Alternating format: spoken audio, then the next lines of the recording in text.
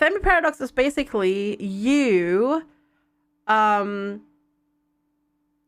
the curator and the gardener of the universe, and you have to make decisions for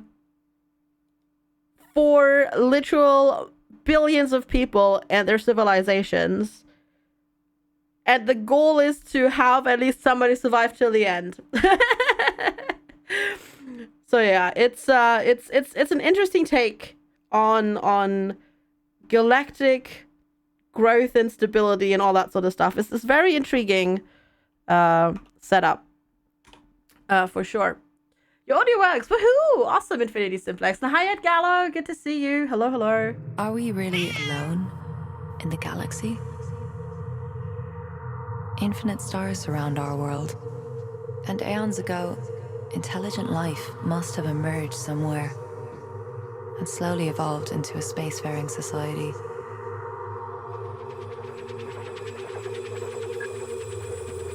Like us, surely these beings would have been drawn to explore. So then, where is everyone? Is it simply the nature of intelligent life to destroy? Cat says yes.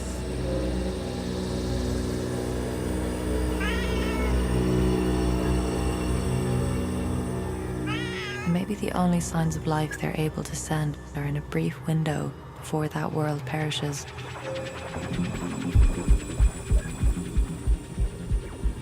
Still, no one has come, and no radio signals can be detected across our silent galaxy.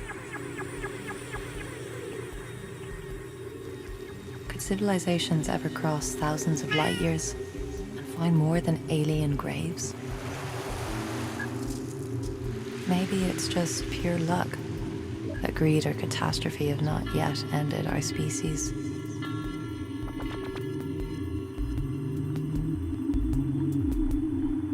Can we make the right choices? Might we learn from our mistakes? Will you overcome the Fermi paradox? The Fermi paradox.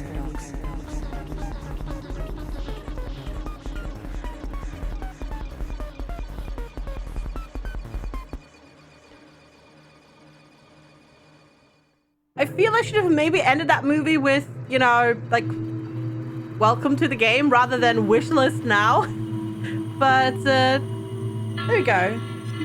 All right, this is very loud. First of all, I do indeed owe you your prediction points. There we go. Let's complete that. There you go. Get your points. Which is now, yeah. So this is Fermi Paradox. I didn't realize it was coming out in early access. Okay, fair enough. Coming out in early access. It's 10% off for release. It's £13. And yeah. It's basically... You're basically the decision maker behind these seemingly random occurrences in the universe. You're trying to overcome the Fermi Paradox, which basically, as stated in chat, exactly is...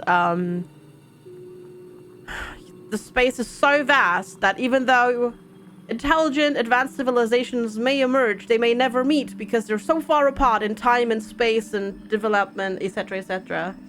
and whatnot. Did they do a demo intro and kept using that for early access? Apparently so, yes. Apparently so. Yeah. Welcome to the early access of the Fermi Paradox. The Fermi Paradox is still in development and will undergo regular changes. We hope you enjoy playing our game and will discover something new and interesting with every update. If you'd like to give us feedback, you are welcome to do so on our Discord and the Steam forums. Thank you so much for supporting us. We're excited to see our game grow together. Well, thank you for the key. All right, so we pop over here. Hi, Kaiser. Welcome back. All right, we go to settings, and then we need to make it quieter because it's very loud. That's still pretty loud. All right. No. Is it windowed full screen? It never is windowed full screen. And it also does them. Ugh. Okay. Paradox was that space is so big we should have noticed them before. Yeah, exactly. So we should have met, theoretically speaking, there's an infinite number of planets where advanced intelligent life can happen. But we haven't met anybody yet. So what the heck? Why the heck is that? Exactly, that's the whole problem. And you're trying to overcome that in this game by pushing at least certain civilization towards advancement and exploration and all that sort of stuff. Also, hi, Big Benzine. Hi, Kaneka. How are you? Cat, no, my tea. You're not drinking my tea. It's very bad for you. It's got loads of caffeine. Yeah, Lou's sound on alt-tabbing is not great. Yeah, she didn't mention actually opposites. Well, so it's that's the thing though. It does say it should have met. And then the question is why though haven't they? Are we the great filter in this? We are. Hi VSX. But yeah, if you want to read up on it, there is actually a great Wikipedia article about the Fermi paradox. Like, there's a very, very long article. And to quote from it, the Fermi paradox, named after Enrico Fermi, Italian, is the apparent contradiction between the lack of evidence for extraterrestrial life and various high estimates for the probability. AKA like Drake equation, etc., etc. And the cat has already taken screenshots. Good job. So yeah, there's theoretically a high probability of us meeting aliens. But we haven't yet, so why is that? And that's the big paradox. And we're trying to overcome that. Yep. If I look at different versions of how many intelligent life forms there are. Pessimistic, ODS. Realistic, a few million. Optimistic, more than a few trillion. Yes. It's very, very... It's a very, very, very, very intriguing, yeah. You made coffee in your coffee press while you wash your dishes. You necessarily also put egg in to be fried in the pan at the same time. Oh no, you turn on the part of the stove where the plastic coffee press was on? Uh-oh. Oh no. I hope everything's okay. Hi, Yabushido. I hope... I mean, clearly it probably melted, but yeah. Okay, it's only slightly from the bottom. Okay, good. I'm so... That's lucky. Luckily, you noticed that, because that could have, in the worst case scenario, started a fire, so that's good. Hi, Rochella. I'm glad you noticed that. Have fun, Choleric Dwarf. Alright, start new game. There we go. Session slots. Okay. Welcome to the early access version of Fermi Paradox. Try to develop the newly born civilizations of our galaxy so that it can send out radio signals as a first step towards establishing contact with each other. Reach the singularity age with at least 4 civilizations to achieve galactic unity. This is a living game, and some features are still in development. Stay tuned for regular updates with new stories and artworks. Content warning. That was not long enough to read that. But I think the cat may have pressed a button. It's not a walking sim, no. It's a space traveling sim. Also, okay, we're generating... Alright, a new galaxy is born. There we go. I don't know what the content warning was. I don't know. Buildings of stars are formed. Planets are taking shape.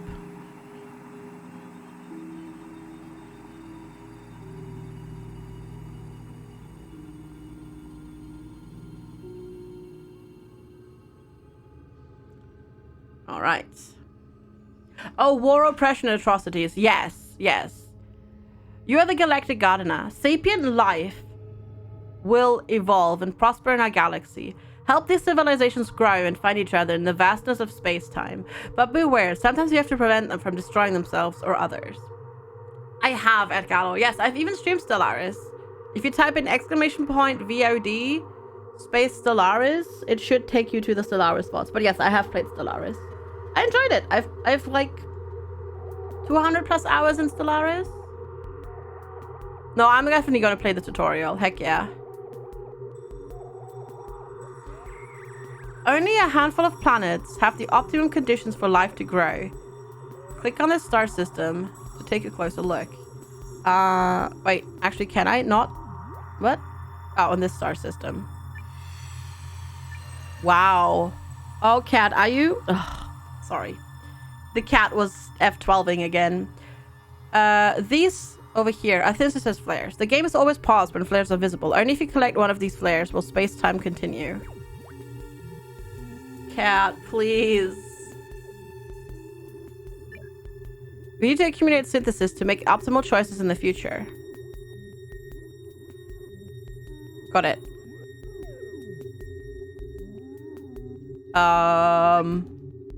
That was weird.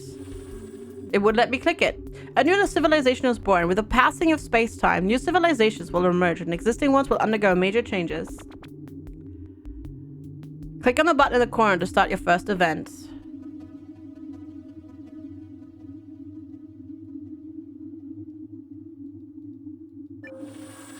It's weird. Like, you want to click on the little arrow, but you don't click on the little arrow. You click on the events. It's not very intuitive. Rigel system. Sapient life evolved on Rigel 7. A life form on Rigel 7 started making simple tools and developed a rudimentary language. But which species will form a Stone Age civilization in the Rigel system? The first of many decisions to come. Click on the options to see which species could populate this planet. If you want to choose the balanced species, you have to spend synthesis. On the other hand, picking an unbalanced species will generate a lot of synthesis. Choose wisely. Click on the continue arrow to confirm your choice. That doesn't always work for some reason. All right, so there's balanced, standard, and unbalanced. A new civil. Oh.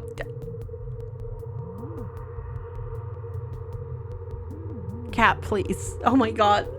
Playing games with a cat is just not helpful right now. All right, let's go balanced. With the Esh, a rational species of furry fish creatures with very complex swarm behavior. Oh boy.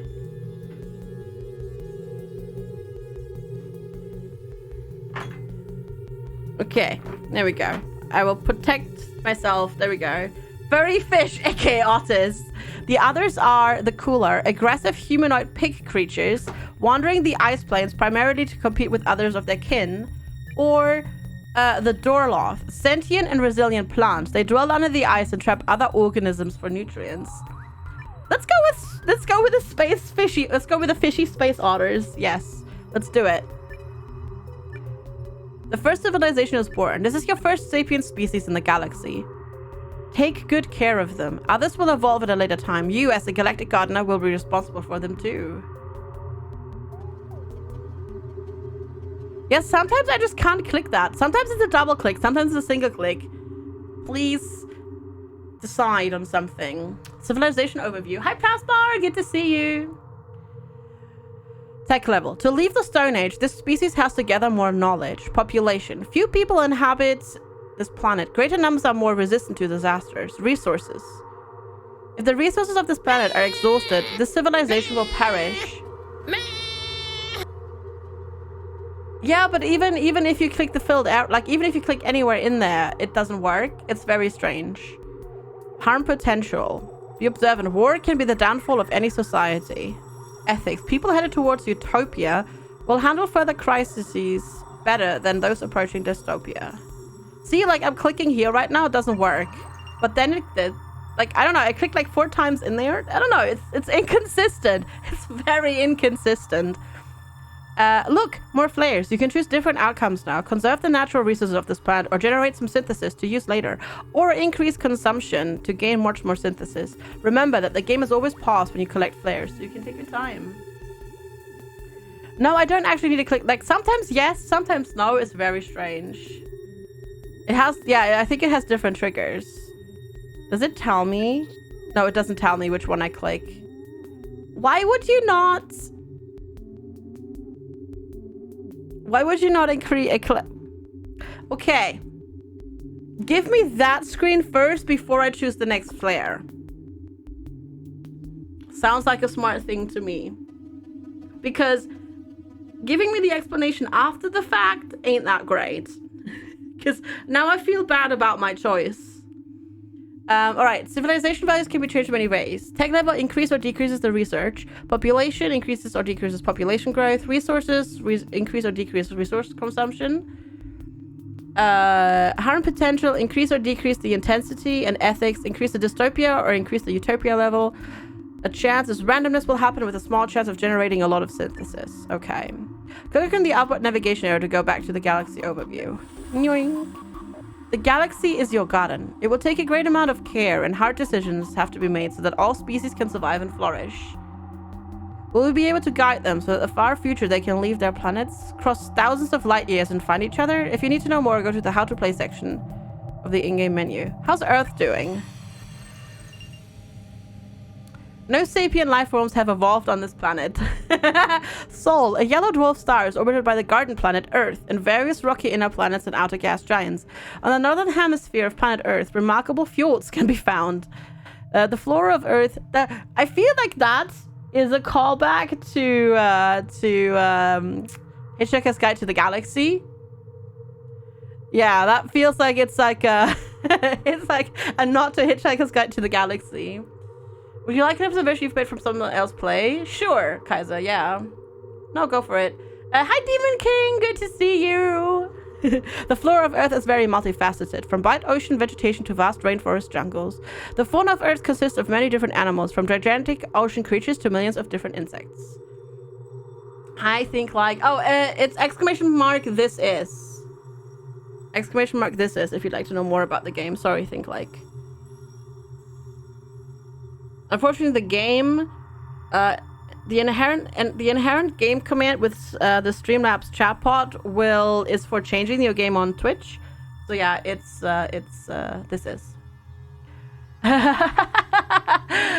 Right, Enrique Fox. That's gonna take a little bit, but soon.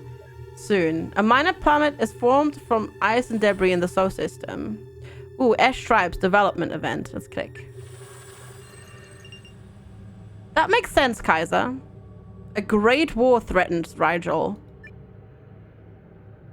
The War of the Flame. Only a few Ash tribes know the secret of fire.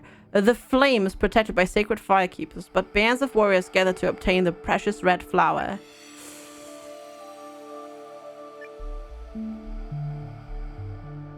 Regular conflict. Peace, nothing happens. Total war. Oh no. We'll lose population, obviously. We wander towards dystopia. We lose beast herds and population in total. Oh god. And casualties. Oh god. Really, Apollyon? That's awesome.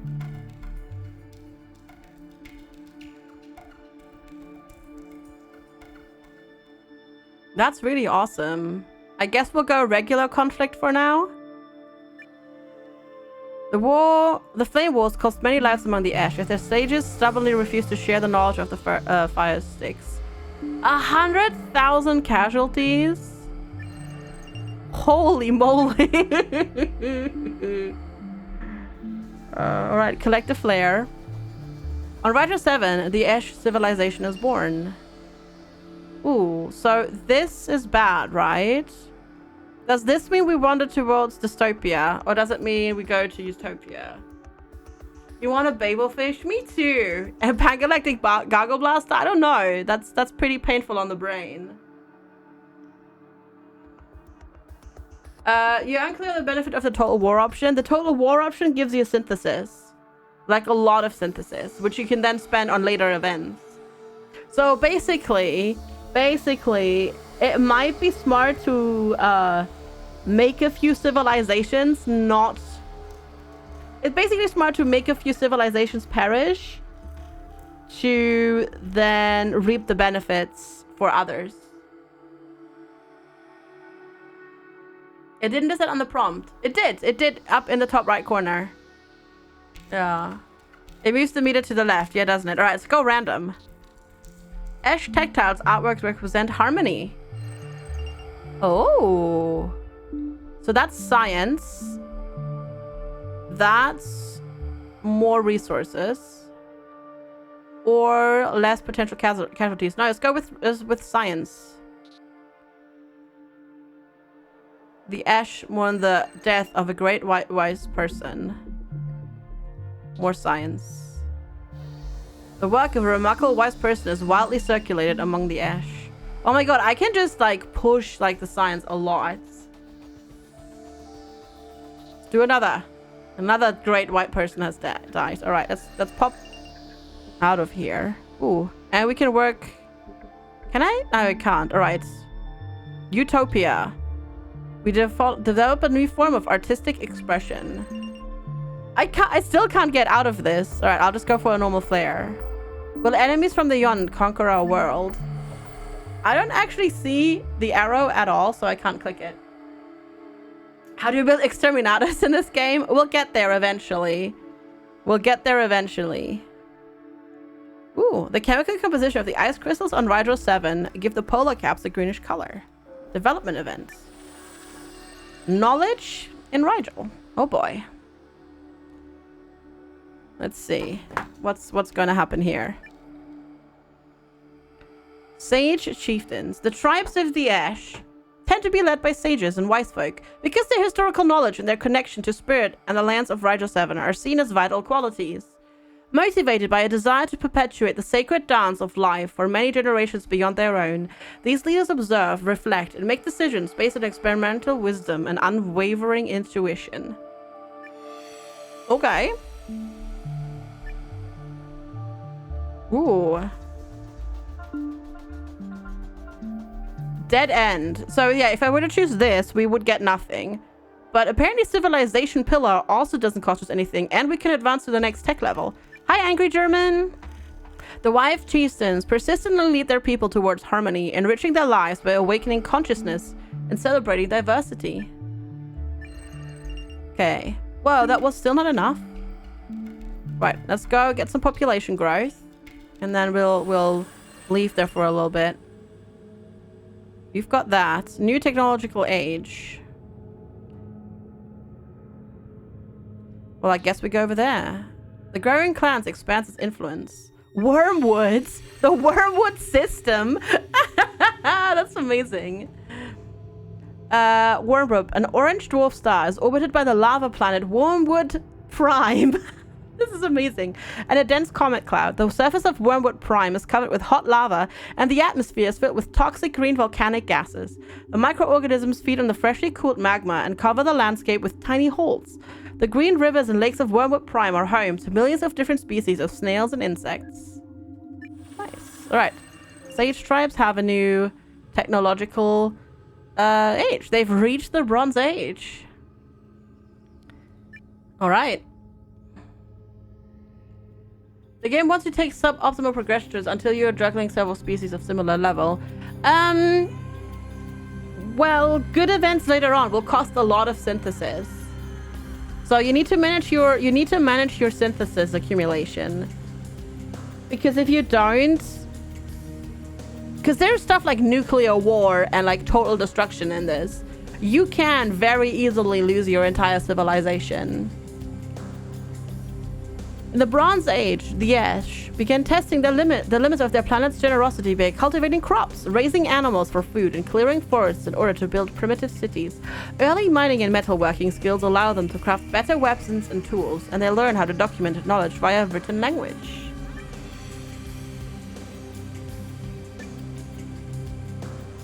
Is there a way? Okay. See,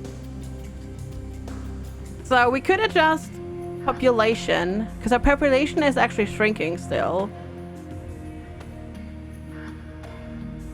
And beast herds. We could make them go up as well. The cost of events depends on what you choose to influence in that technology aid and what dystopia level is. Yes. Alright, advancement. New techniques and tools allow the Ash to explore new areas, preserving their natural resources and develop early infrastructure. Alright. Grab one and then we leave. Can I? Is this the only way? Okay.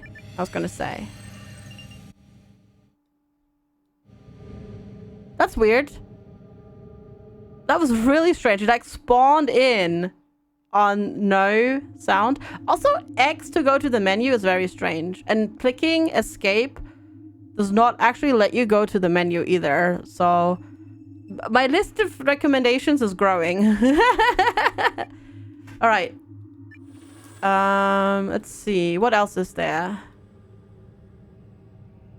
I didn't actually ever read about their star. Trappist. We've got Gliese, Sirius, Ross, Tau Ceti, obviously Sol, Alpha Andromedae, and Gehenna. Gehenna?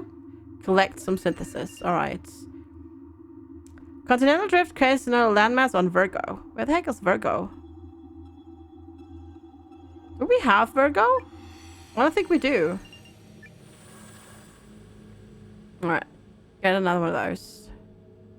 One of Sol's inner planets is accumulating a new atmospheric layer.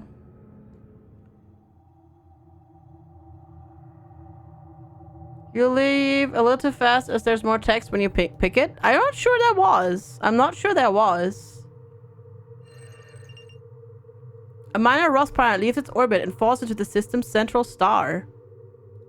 That sounds dangerous. Extinct plant biomass on Earth slowly transformed into fossil fuel reserves. That's good. The Bronze Egg technology provides the ash to access easily mineable resources on the surface of Rigel 7. Oh, that's good. Let's go check it out. Can I check it out? No, I can't. There we go. Ooh. So I could... we're no longer... Oh, I see.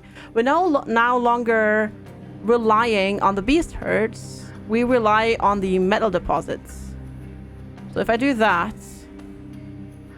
On Rigel 7, Ash Foresters establish new resource management methods.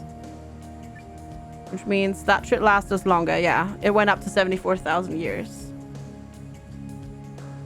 We can go towards more utopia.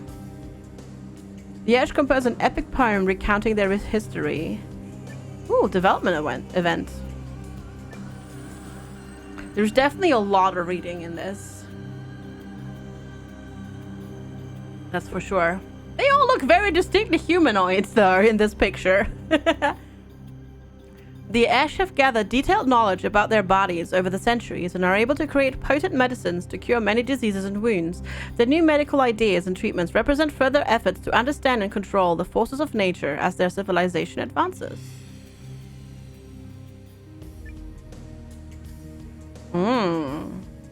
We can make it a civilization pillar. We can go regular development, and then this would be dead end. Elders proclaim illness to be caused by pride, laziness, and masturbation. Perverted tree spirits are said to possess parts of the body and turn the blood sour when these sins are committed. Shamanic doctors decree that diet is medicine and prescribe a myriad of herbs and potions with the aim of improving patients' health, or the Ash realize that clean water is the secret to a healthy population. Healers therefore ordain the ritual purification of drinking supplies to save countless lives. Yes, do it. Grow a population a little bit. Whoa, that's a crazy population growth. So is this the good thing? Because this feels like potential war casualties would go up, right? Does that make it go up? No, that makes it go down. Oh, that's logical, but that's also really confusing with the icons. So it's good because it's like white and not like, you know, like blank like these ones are. But it has the plus, which for everything else means it goes up to the right, but for casualties it actually goes down. That's not the best way to handle that, I think. Conflict between two major Ash Sage realms is settled peacefully. I'll go for some synthesis. Do other creatures like exist in lands far, far away? We have lots of population growth, so I'm not going to get more population right now. I'm just going to go for synthesis. Are the gods watching us? Ooh, evolution event. Where? Tau Ceti. Sapient life evolved on Tau Ceti 3. The actual set is minimizing the loss of war. Yep. Could be a bit more obvious. Hi, Quatermac. Good to see you. How are you doing today? A new civilization is born. A life form on Tau Ceti 3 started making simple tools and developed a rudimentary language. But which species will form a Stone Age civilization? So we can go with... You will have to foster these creatures too, guide them in parallel with the other civilizations in the galaxy, and one day they may make contact. Synthesis can be used to help any society. Sometimes you'll have to make hard choices to ensure the survival of everyone.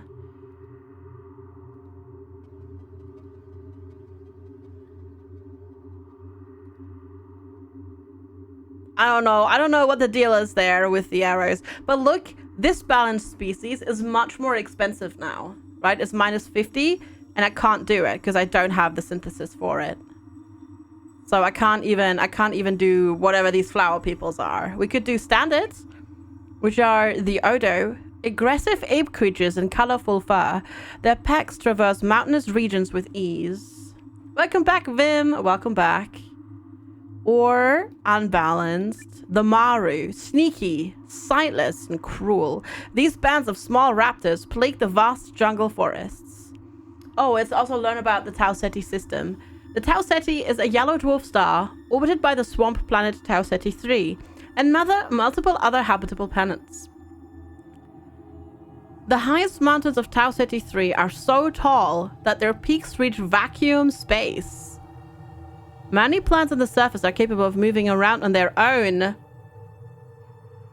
In contrast to the rich flora and fauna of the surface of Tau Ceti 3, the oceans never develop any life forms on a liquid desert. Interesting. Yeah, let's go with the raptors.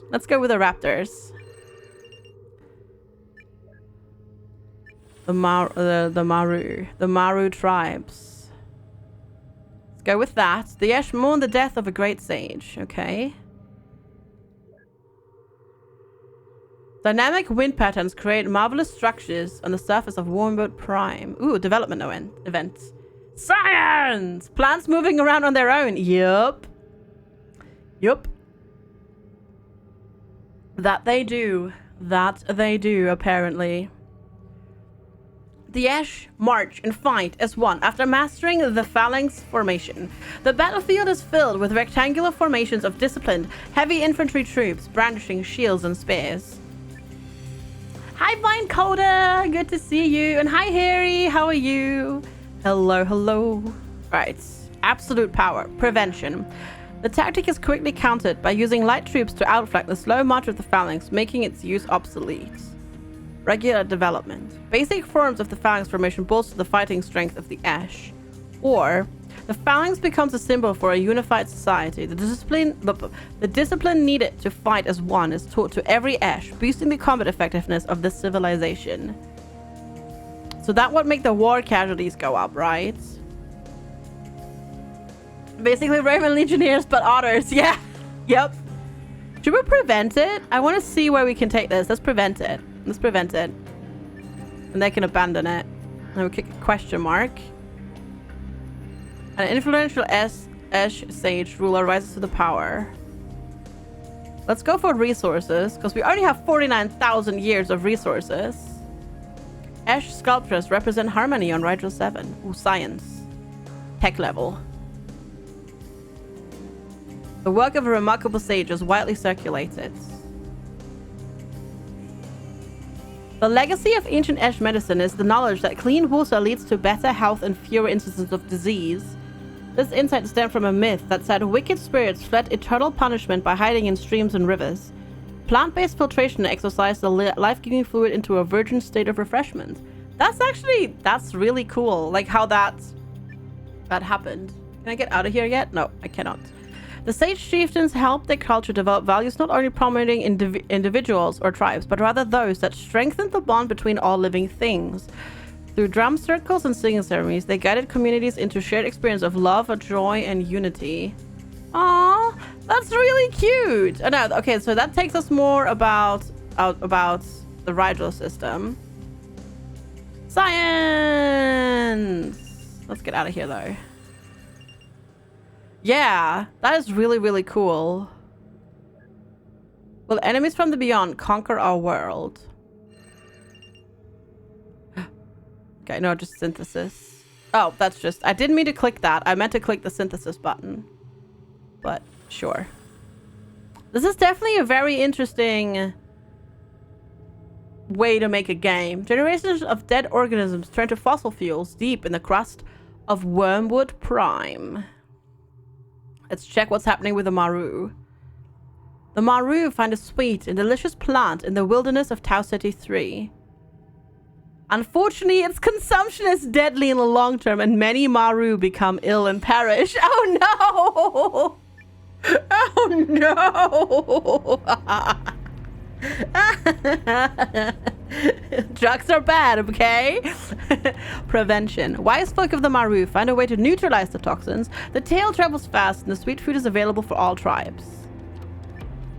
Many perish because of the extensive intake of toxins, and the Maru start to avoid most plants that they find in the wilderness. The numbers slowly decline. The Maru are addicted to the sweet but toxic plants and grow them en masse around their settlements. And connection between their beloved food and the strong decline of the population is never made. Let's prevent it. Let's make them smart. Let's make them a little bit smart. Let's go for random. Ooh, potential casualties went up. The Maru on Tau Ceti 3 fashion a new type of stone clubs. Oh no. Natural hazards reduces the Maru population. Great! Yay! Ow!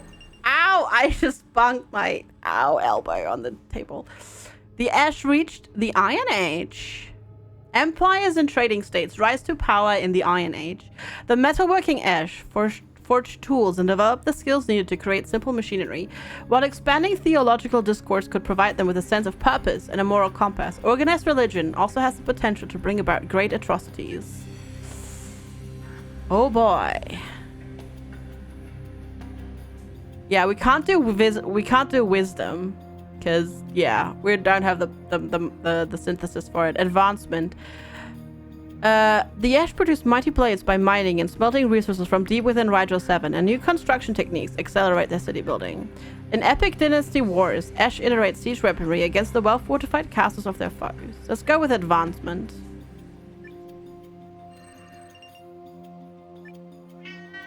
Meow, yes, I know.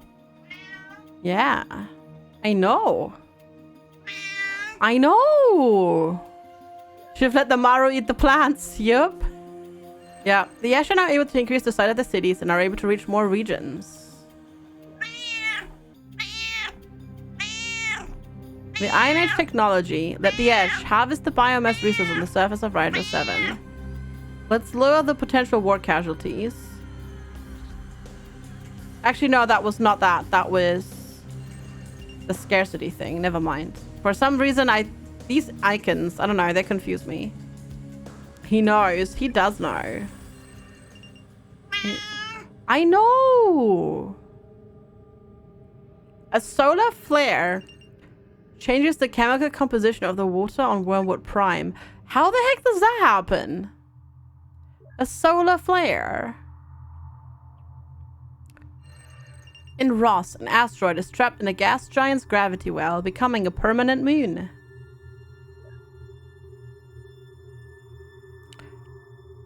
An asteroid impact destroys the dominant animal species on Alpha Rats. Where the heck is Alpha Rats? I know! He knows some extinction. Uh-oh.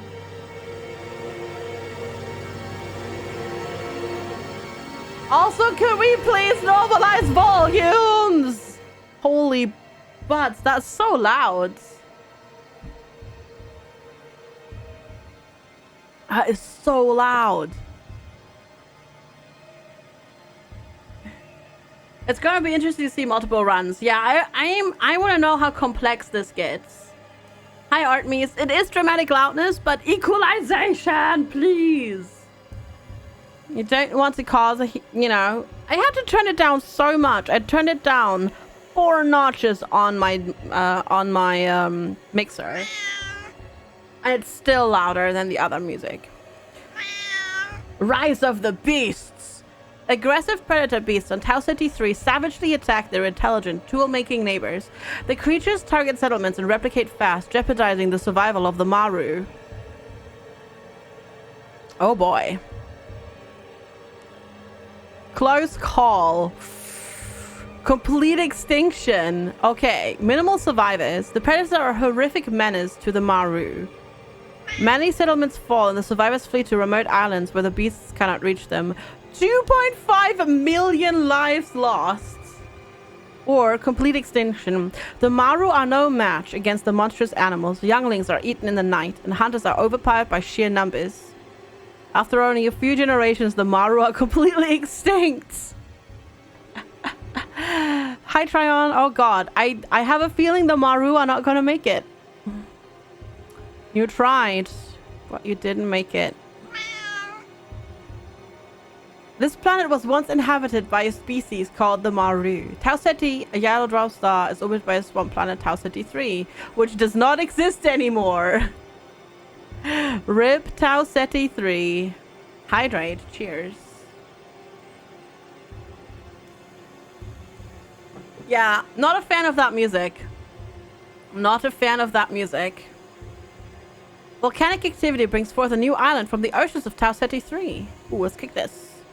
The Ash create a new style of architecture and redefine the shape of their constructions. Yeah, this not a fan of this music. Nope. Nope. Because of the synthesis points, they were already doomed anyways. Why does that flare look different than that flare? It just gives me synthesis, doesn't it? The Ash established a new Sage Kingdom. Is this music ever gonna stop? Because I really don't like this music. A once powerful Sage Kingdom falls on Rigel 7. Ooh, development event. Please make that music stop. Oh, that was uncomfortable. That was uncomfortable. Yeah, not a fan of that music. The Holy City. A city that is rumored to have sacred powers starts drawing spiritualists, priests, and sages from all corners of Rigel 7. We can make it a civilization pillar. The Holy City becomes a center of spiritual and philosophical debate. Countless scriptures are created to spread the wisdom to all Ash on Rigel 7. Regular development. The dominant religion of the Ash claims the Holy City for itself. The teaching of the city's writers are absorbed into the church doctrine. Or, the Ash start to worship the city itself and not the teachings of the inhabitants. Zealots conquer the place and slowly the city loses appeal to the masses. Yeah, I'm thinking pillar as well. But no, you win the game by having 4 civilizations survive and form galactic unity. So we need to be careful, but I kind of want to go with civilization pillar as well. To this day, the ancient Holy City is still the spiritual center on Rigel 7. The Ash are expected to visit the city at least once in their lifetime to take part in the extended worshipping rituals at specific locations throughout the city. Many save up all their life for this trip. I guess we're gonna go and increase our potential war casualties a little bit. Alright, we get some of that. So let's move out here again. Ooh, continental drift creates a new landmass on Tau Ceti 3. On Wormwood Prime, an ocean-based life form evolves onto land. Ooh, that's exciting. Generations of dead organisms turn to fossil fuels deep in the crust of Trappist Prime. Okay. Seismic activity produces a new mountain range on Earth. A parasitic species develops a symbiosis with a major life form in Gliese Sea. Ooh, interesting. Earthquakes open an enormous rift below one of Virgo's sea regions. Where is Virgo? that around Sirius? No.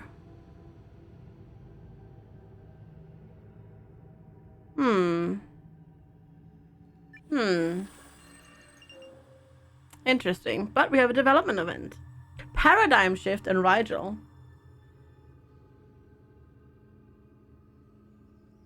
I don't think these are actually our Rigelians, but hey.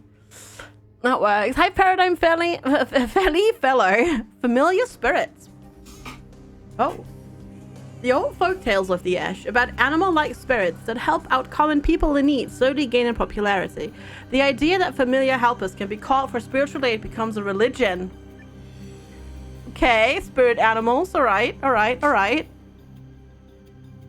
Cultural ascent. Well, we can't afford that.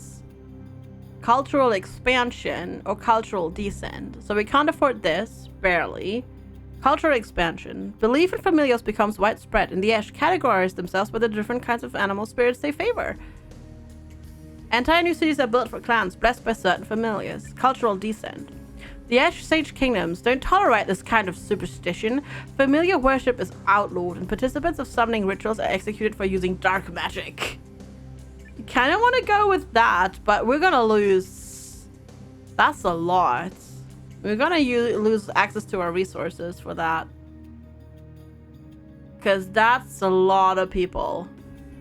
And that's a lot of resources lost. Oh, let's do it. Let's do it. Let's do it regardless. Oh, that's painful. Oh, that's so painful. That's a lot. We need science here. Or we just lose a couple of people. We could also just lose some people. Let's do that. A battle over an important Ash city was won by an army of sword fighters. There we go. And then gain some resources. Ash alchemists and establish new resource management methods. Interesting. The Ash found a promising new city. No! Stop it! Stop! We're gonna run out of resources. Right, resources. Ash bells represent harmony. On Rigel 7. Alright, go with this. Nope. The number of metal mines on Rigel 7 increases. But we're leveling up. We're leveling up, well, leveling up to the next one. That looks so awesome. We're like a pirate with like a raptor tail. But that's not actually what we look like. That's not really what we look like. The Nautical Age. The Ash developed vessels capable of exploring the farthest corner of their planet.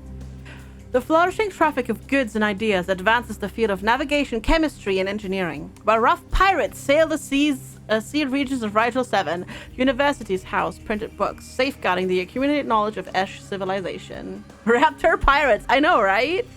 I know. Wisdom, advancement, or power. Wisdom. The discovery of new lands.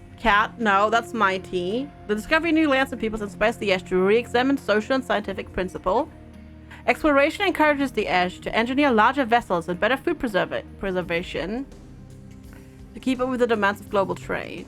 Should we go with wisdom for utopia and tech? Red pirates.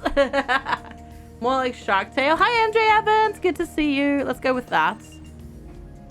To this day, the ancient holy city is still the spiritual center of Rigel 7. The Ash are expected to visit the city at least once in their lifetime. Wow. Still happening. That's crazy. The Ash are now able to reach the furthest corners of Rigel 7 and create capitals there. The nautical technology lets the Ash gather mineral and biomass resources on all land masses. Each Ash used books to spread lies and superstition. Yeah, don't do that. That's bad. Don't do that. Injustice. Oh boy. What is that? What is that? I don't know what that is. Oh my god. Look how much the cat Wait, castigatism. Is that what that was called? Or am I misspelling it? I might be. Oh, castigatism. There we go. What is that? That word does not exist in the English language. Yep. No, that doesn't actually return anything. Castigate, yes. But not that word. Yeah. It's to reprimand someone severely. Okay. Sorry about that. The game minimizes. The game does not like alt-tabbing at all. Which word? That one. Castigatism. It's punishments. Yes, it is. Hi, Alistair. Hi, Halcyon. To make sense of the depressing and unfair world that the Ash live in. Unfair world? Excuse me? We're like 40% towards the utopia. What's so unfair about that? A strange, dark religion emerges. Followers believe that God is a powerless ruler who was tasked to watch over hell. Rigel 7 as punishment. Excuse me? Fake news. Alright, I can prevent it. I can just about prevent it. The leading thinkers decide that if God is in hell, this means the Ash can ignore its existence completely and build a society not depending on any gods. One assembly of the Ash officially adopts this new castigator's religion and teaches a doctrine of despair. Or, the cult of the ostracized god becomes the dominant religion. The idea that the entire existence is a celestial punishment is now a deep part of the culture. I feel like, yeah, I don't know. That seems bad. Yeah, let's prevent that. Let's just go YOLO with all of our synthesis. Just YOLO it. How did that not give us more utopia? The Ash compose an epic poem recounting their history. That's a lot of people. Holy moly. Alright, let's lower the potential casualties and more. Ash musketeers lay down their gunpowder muskets and abandon the art of war. We're being so utopia. Holy moly. Cities in Ash society have always had a patron familiar spirit that guards the population. Although never meant as such, these patron spirits became a way for cities to pit themselves against each other. Many poems that exist that describe majestic animals battling each other in front of city gates. So, we turned Pokemon into a way of life, I think. I think we turned Pokemon into a way of life. That's great. Or spiritual Pokemon battles. I'm gonna just lower the amount of population a little bit because we have a lot of population growth. Oh, another War of the Flame. Oh, science. The Ash mourn the death of a great academic who leaves behind an important scientific life work. Will in the far future our sun fade away and bring eternal darkness? I'm just wondering if there's gonna be... Oh, evolution event. Yeah, I was gonna say. I wonder if there's something else that's gonna happen. Pokemon as religion. And now... Oh, sapient life evolved on Gliese Sea. Of animal pit fighting? It's not animals, though. Hi, Lemon Ducky. Good to see you. It's not actual animals, Kaiser. It's spirit animals. Each city has a spirit animal, and they write poems about the spirit animals fighting each other. So it's not actual animals. It's spirit animals fighting against each other. A new civilization is born. A life form in Gliese Sea started making simple tools and develop a rudimentary language. But which species will form a Stone Age civilization? It's Beyblades. Yep. Gliese, a red dwarf star, is orbited by the desert planet Gliese Sea and various other rocky planets. The iron oxide in the atmosphere gives the rocky desert of the planet Gliese Sea a distinct reddish color. All animals on the planet's surface carry additional water reservoirs and specialized organs so they can survive in the desert. Huge hypersaline lakes divide the land regions between their salt crystal shores. Vast forests of transparent flower trees are flourishing. That sounds really cool. All right, so we can't do balanced. We can go standard. The Rao. Aggressive and solitary, these naturally armored creatures inhabit barren wastelands. So, the Zerg? That looks very much like a Zerg. Like, just like a, I don't know, a Hydra or something. Or unbalanced is the Car. Always hungry and merciless. These nightmarish avian creatures rule the sky. No, we'll go with the Zerg. Zerg Rush! Do it. Zerg Rush. The Rao civilization is born. We get some people. A growing clan expands its influence. Wow, we're already low on like... Right, we're now the Ash Sage Assemblies. Reduction. Uh-oh. Uh-oh. Uh-oh. Oh, sorry, this is Sand Rebel. Hi, good to see you. Telegraphic network. A telegraphic network spawning the entirety of Rigel 7 is invented. This eases communication and makes it less necessary for the Ash to travel. Yeah, I think they meant spending, not spawning. Yeah. So I can't do that. Regular development. There are some corners of Rider 7 that the telegraphic network cannot reach. These areas stay part of a smaller network of harbors. Dead end. The telegraphic system is rolled out and maintained by the Sage Assemblies, who use it to manipulate messages and deceive the Ash. Nah, regular development. There we go. Regular development. Yeah. There's a bunch of typos, yeah. Hi, Giggles! Good to see you. How are you doing today? All right, get some more resources. Landscapers establish new resource management methods. All right, less death and war. Conflict between two major Ash Sage Assemblies is settled peacefully.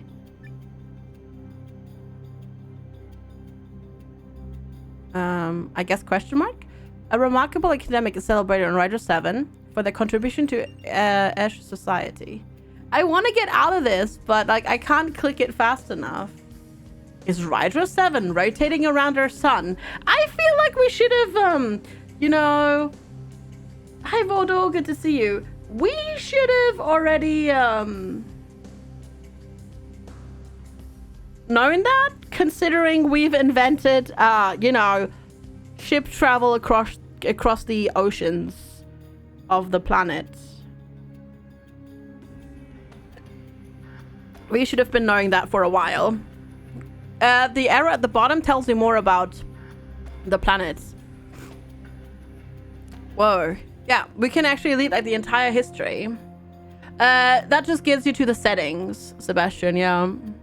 Why don't you use the other ways to just generate synthesis for the betterment of the Ash? Because you only win the game when 4 civilizations make it to the spacefaring age and they meet each other and there's galactic unity. So the goal to win is galactic unity, and you need 4 civilizations for that.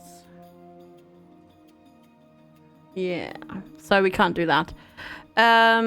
What should we have known first? We should have been aware that the sun rotates like that. We rotate around the sun, not the other way around, considering we're like literally traveling across the ocean with ships.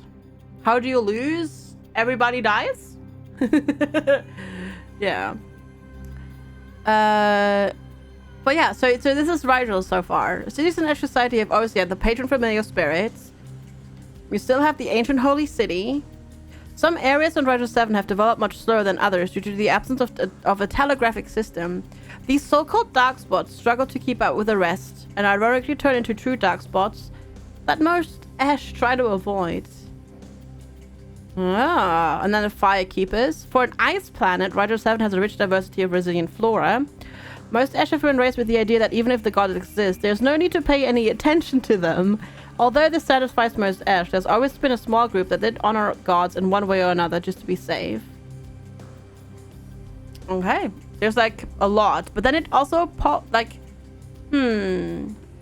I feel there should be more, and this should be scrollable, and it's not scrollable. Yeah, I feel like I should be able to scroll that. Hi, Keba Fire, good to see you. Right, we'll make them. A depleted land region recovers under the care of the Ugly the sea recovers under the Rao Plantis. Very nice. Yeah, but still. Oh, evolve! Dun, dun, dun. Dun, dun, dun. Payments still bucket prime it is. Evolve! That's totally awesome. Thank you so much for the continued support. I really appreciate it. Thank you so much for spending your prime stuff here yet again and nowhere else on Twitch this month. Thank you so much for 9 months of support. I really appreciate it. Thank you. Thank you. How are you doing today? It's good to see you, Helvolf. I'm sorry that your Twitch payments still don't work properly.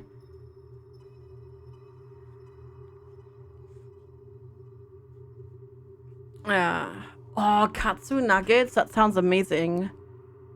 Posture check. Sit up straight. Hi, Lady Kira. The Great War threatens Gleezer. Uh-oh. Competition over hunting grounds has turned the tribes of the Rao against each other. Barbaric leaders push to wipe out neighboring tribes before they can do the same to them. Uh-oh. You can use second vaccine in an hour. Oh, that's awesome. So, oh, peace. The Council of Wise Leaders from the weaker tribes peacefully settle the land's dispute with the dominant tribes. The voices calling for violence get their wish, and the ensuing battles cost many lives amongst the Rao. Or total war. Aggressive competition between the Rao tribes never ends. The victor wanders in search of new tribes to conquer. It's interesting that we can do peace for no cost. That's very interesting. The Otolak Ash, the extinct blind raptors, and the Zerg Tyranids. Yep, the Zerg. That's what we have so far. There's no cost differential. Yeah, I wonder why. I'm not sure. No pun title. No, sorry, Mr. Trilby. I was not creative enough this morning. Let's move towards a utopia a little bit. Like a teeny tiny little bit. Develop a new form of artistic expression. Whoa. The Ash have already advanced to get... Oh, are you getting high? Oh, what are you doing? The Ash start to study electricity, steam power, and machine manufacturing in the industrial age.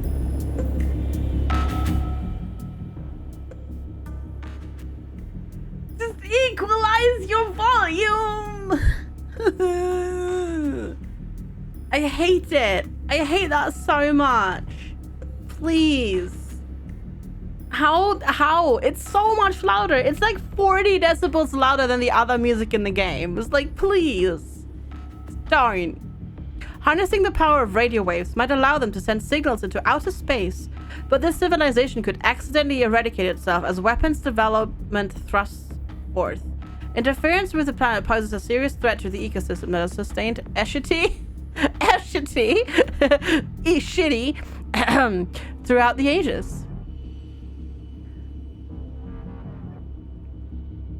Yeah. We can do wisdom, but we can't afford it. Advancement, hard work, and ingenuity are needed to manage rapid urbanization without critically harming the planet. Train networks across vast swaths of Rhino 7 offer high-speed mobility for both freight and passengers, or power. The Ash focus their efforts on designing tanks, bomber planes, and simple automatic weapons for increased leverage against enemies. Now let's go with advancement.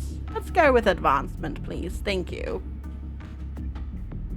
Oops, I did it again. Alright. Go.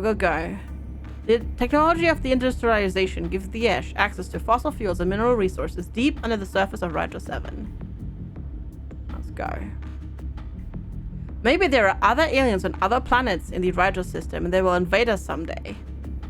That's not very good. Right, we could get more population, but we don't really need to. Our population growth is crazy still, so I'm just gonna go for synthesis. A once dominant animal species on Virgo goes extinct. I still don't know. Yeah. Where that is. Virgo. A minor planet is destroyed by an asteroid collision in the Wormwood system. Okay. development event with the Zerg and Tyranids. Let's go. What's up? Solitary wanderers. The Rao tend to avoid settlements and instead roam the surface of Gliza Sea alone. They rarely meet others and mate infrequently. Offspring are sent away as soon as they reach adolescence. That's rough. That's very rough. I can prevent it. I can make it a regular development. Lose a little bit of people. Mana Rao prefer to be alone. Surviving and caring for offspring is much harder for these loners. The population numbers start to decline, or massive depopulation. The urge to wander alone is overwhelming. All tribes and settlements are disbanded, and the Rao only meet other members of their species once or twice in their lives. No. We need to get to space, so we'll go with just one. Actually, we still have growth. So it's just slow growth, but we still have growth. So that's good. A once powerful tribe falls. Ha! Population growth. Let's go. A growing clan expands. And we've basically already compensated for the loss in growth that we had. The Ram on the death of a beloved chieftain. Let's go for more resources. A depleted land region recovers. Another okay, and let's do that again. Awesome. And now I can't see anything because there's a cat standing in front of the monitor. So we'll go... Let's go with a random event and see what happens. An influential chieftain rises to power. It's a me outrage. It is a me outrage. Will enemies from beyond conquer our world? The Ash Sage Nations development. Ooh, signals. I like how they're drinking while they're sending signals. The Ash Jazz music. Oh god. A unique musical style emerges on Rival 7. Characterized by conceptual boundary shattering and improvisation, jazz paints harmonies with more than just the primary colors, but especially mood indigo. Open to intuition instead of following rules, musicians of this genre boldly express their spiritual energy with cathartic, squealy bebops and high D-highs. These soulful vibes might even influence alien musical theater someday. Jazz hands. Jazz hands. Hi, Shad. Good to see you. So I like this. It's still very Earth-centric, though. Like, just calling it jazz. Why not call it something else? Like, it's alien, right? So why do we call it jazz? Should it be something else? Hi, Brogantic. Good to see you. Let's see how creative we can get with the jazz hands. Signal booths. The intercultural blending of tradition and styles and jazz weaves together different groups of Ash in the harmonious groove. Space is the place for the futuristic sounds of ancient history. Apparently jazz is the music of the future. Yeah, it is. Malficum, yeah.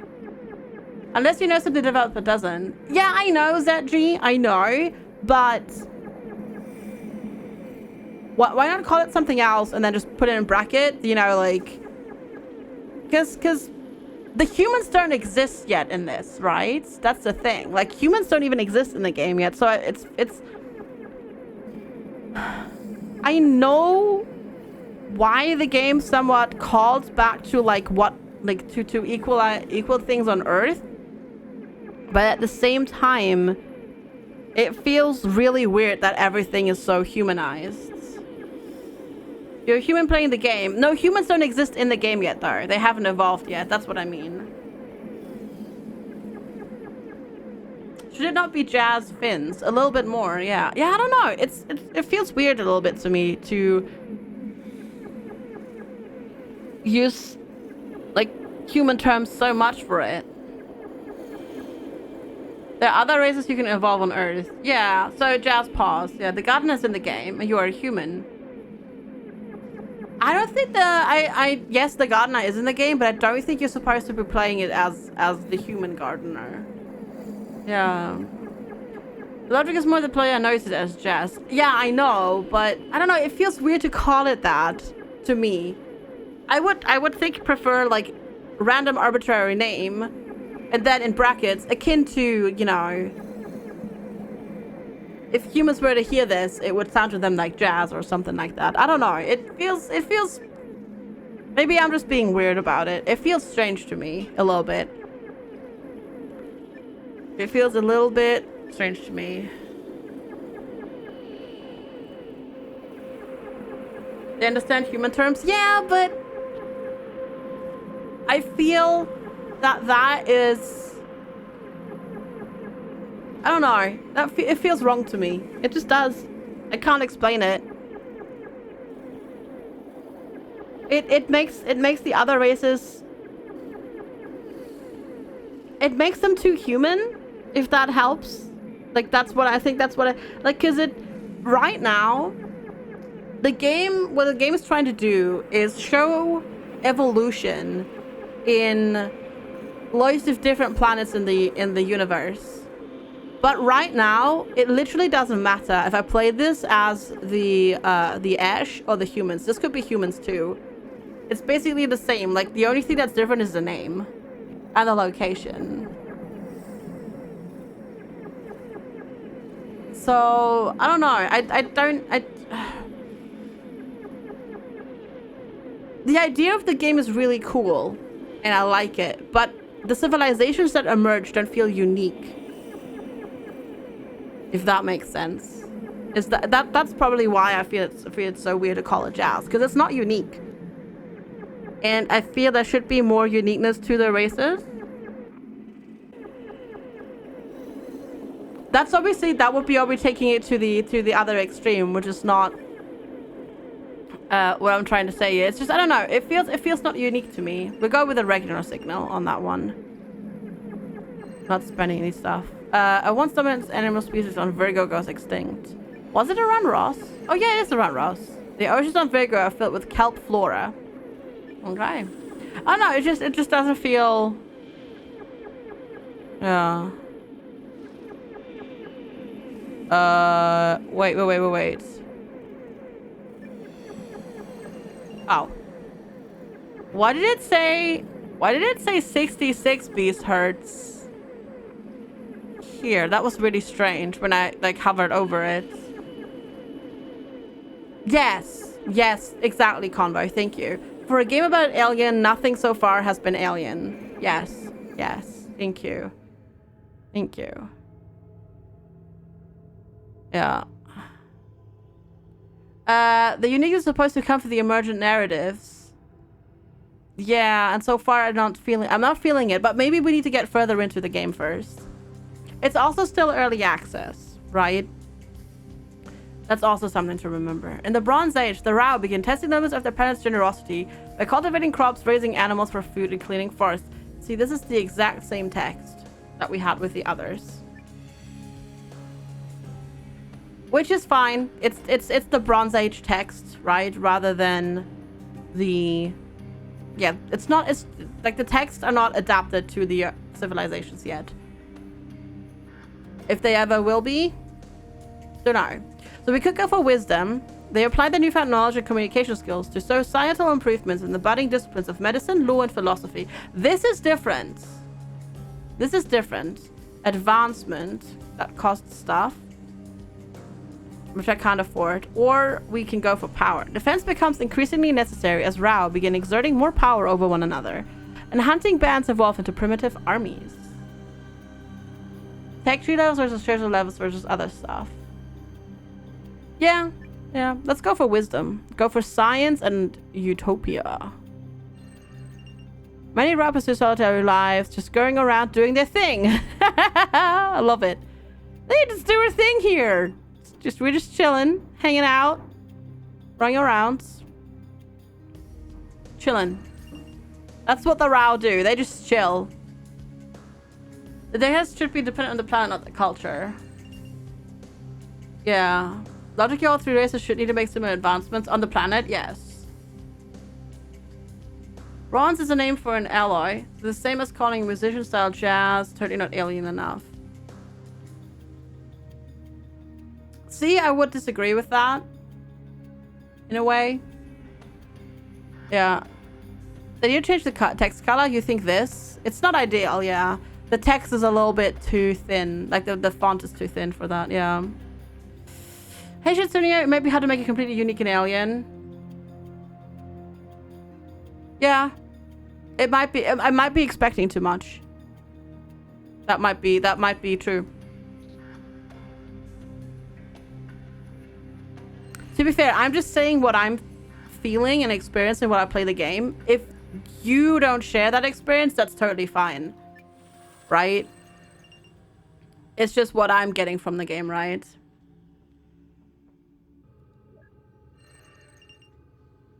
But yeah, maybe I just want it to be too abstract. Why is this just hovering here? A once a dominant species on Tau 33 goes extinct. Oh no, is it the ones who ate everything? It's more like metalist bronze as artist to music. Yeah. In world building, there's a fine line between producing a world. Oh god, that's loud. A world that's foreign but understandable. A world that's alien without context. Yeah. It's definitely they're definitely trying to do something very ambitious with this game. The question is just whether or not they get there. Microformat libraries. A society of Esh archivists invents a digital scanning method that permits the replication, storage, and transmission of miniaturized documents. The archivists dream of a scholarly compilation accessible to every Esh on Rigel. They call their project the micro library. Oh, we just invented the internet. Got it. I think. Maybe? Something? We can make it a civilization pillar. The micro-library project receives broad support. Encyclopedic miniaturized archives are made available to all households. The micro-library project is of limited interest to the Ash. Although never completed, it preserves some important Ash documents, or it's a dead end. Religious fundamentalists are suspicious of the micro-library project. Or, yeah, maybe that, yeah, or microfilm, yeah. Maybe they invented Wikipedia without the internet. Yeah. I don't remember the shorthand of using Earth terminology, but that didn't really need to call it jazz. Yeah, let's make it a pillar of civilization. Yeah, let's see what happens. Each Esh household was given a cunning projection device, informally known as the Enchanted Lamp, which granted access to the micro-library, as well as improving common scholarship. The devices became status symbols, with families competing to acquire the latest module. Oh, wait. TVs. We got a TV-ish? But it's got and Carter on it. The War of the Flame causes suffering, despair. It's always the War of the Flame. Did I ever use the wheels of negatives in a library which spun at high speed when you keyed in a page number or rewound? No, MJ Evans. No, I have no idea what that is. No idea. Hi, Belle. How's it going? How did you enjoy this? You played this yesterday, right? Let's go with tech. The new idea of brilliant scientists are circulated wildly among the Ash. Also, this is still hovering there. I think this is bugged. This should not be here. That one should go away. It's just not going away ever. Encyclopedias. Yeah, this. I wonder if I click this, does the game crash? Nope, I can't click it. But it doesn't actually do anything. Oh god. I think I broke the game already. A new plant species grows abundant on the surface of Tau Ceti 3. Alright. Wormwood Prime gets fossil fuel reserves. Ooh, development event. You streamed the demo and loved it. Yeah, I watched you play the demo, but you haven't streamed this yet. Gotcha. Dwindling surface metal deposits. Surface metal deposits are not as easy to exploit anymore as in the past. As a reaction, the Rao of Gliese could move the settlements closer to the diminished resources and establish more simple quarries, harming their environment in the process. Oh, Brogantic! Thank you! Brogantic just purchased Humble Comics Bundle, Miller World und Netflix Comics from Image Comics for $25. I love how she just reads that out. Brogantic, thank you so much for using my humble link to buy stuff. I appreciate it. Thank you. I would have a figure of negative thousands of pages that I can use. It would be an effective film rolls. I've used microfiche, but I've not used what you're describing there. MJ Evans. Which is microfilm. I've used that. Because there was I had to consult one master thesis that was only ever published in microfilm because it was really bad. And the person who wrote it shouldn't have actually passed their master's degree, but they did. Hi, Moth Hunter. Sleep well. Hi, Kaiser. Okay, we can prevent it. They adapt the behavior to consume fewer resources. Ecclesias managed to work around shortages of deposits, thus preventing harm to the environment. Or we can do a regular development. The speakers of the Rao Ecclesias react to the surface metal deposit shortage by increasing resource extraction. This leads to increased environmental damage. The thing is, as soon as we get to Iron Age, we'll use different depots anyways, and we have still 6,000 years of stuff. Hi, Tom Arenicus. Good to see you. Warring dolphins populate your soul, and other side of galaxy you had blind hippie dinosaurs. Oh my god, that's amazing. Right, let's go with that. Let's reduce this a little bit. It only cut it short by like 1,500 years. Let's increase that again, shall we? Let's make it recover a little bit. And we'll go with that. A once powerful Ecclesias falls on Ecclesias C. Let's go get some tech. A remarkable sage. Oh, sorry. Noises, volumes, stuff. How's it going, Tom? It's good to see you. A remarkable sage is celebrated. More tech. When am I playing American Truck Sim in multiplayer again? I don't know. Maybe tomorrow? We could do some tomorrow. I know. Let's do random. Let's see. A growing settlement expands its influence. Ooh, nice. That it's actually expanded our growth a little bit. That's really good. You to the end of your holidays? No!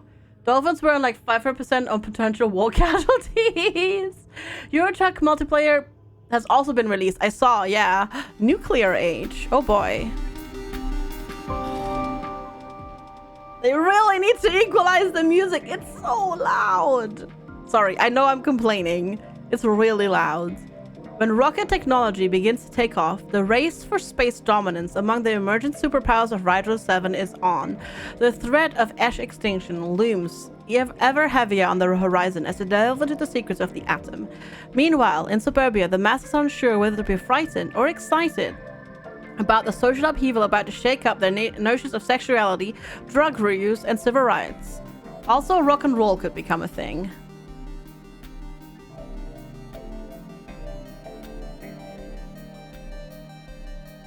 You're getting all this stuff so you could join in? Yeah, that's the thing.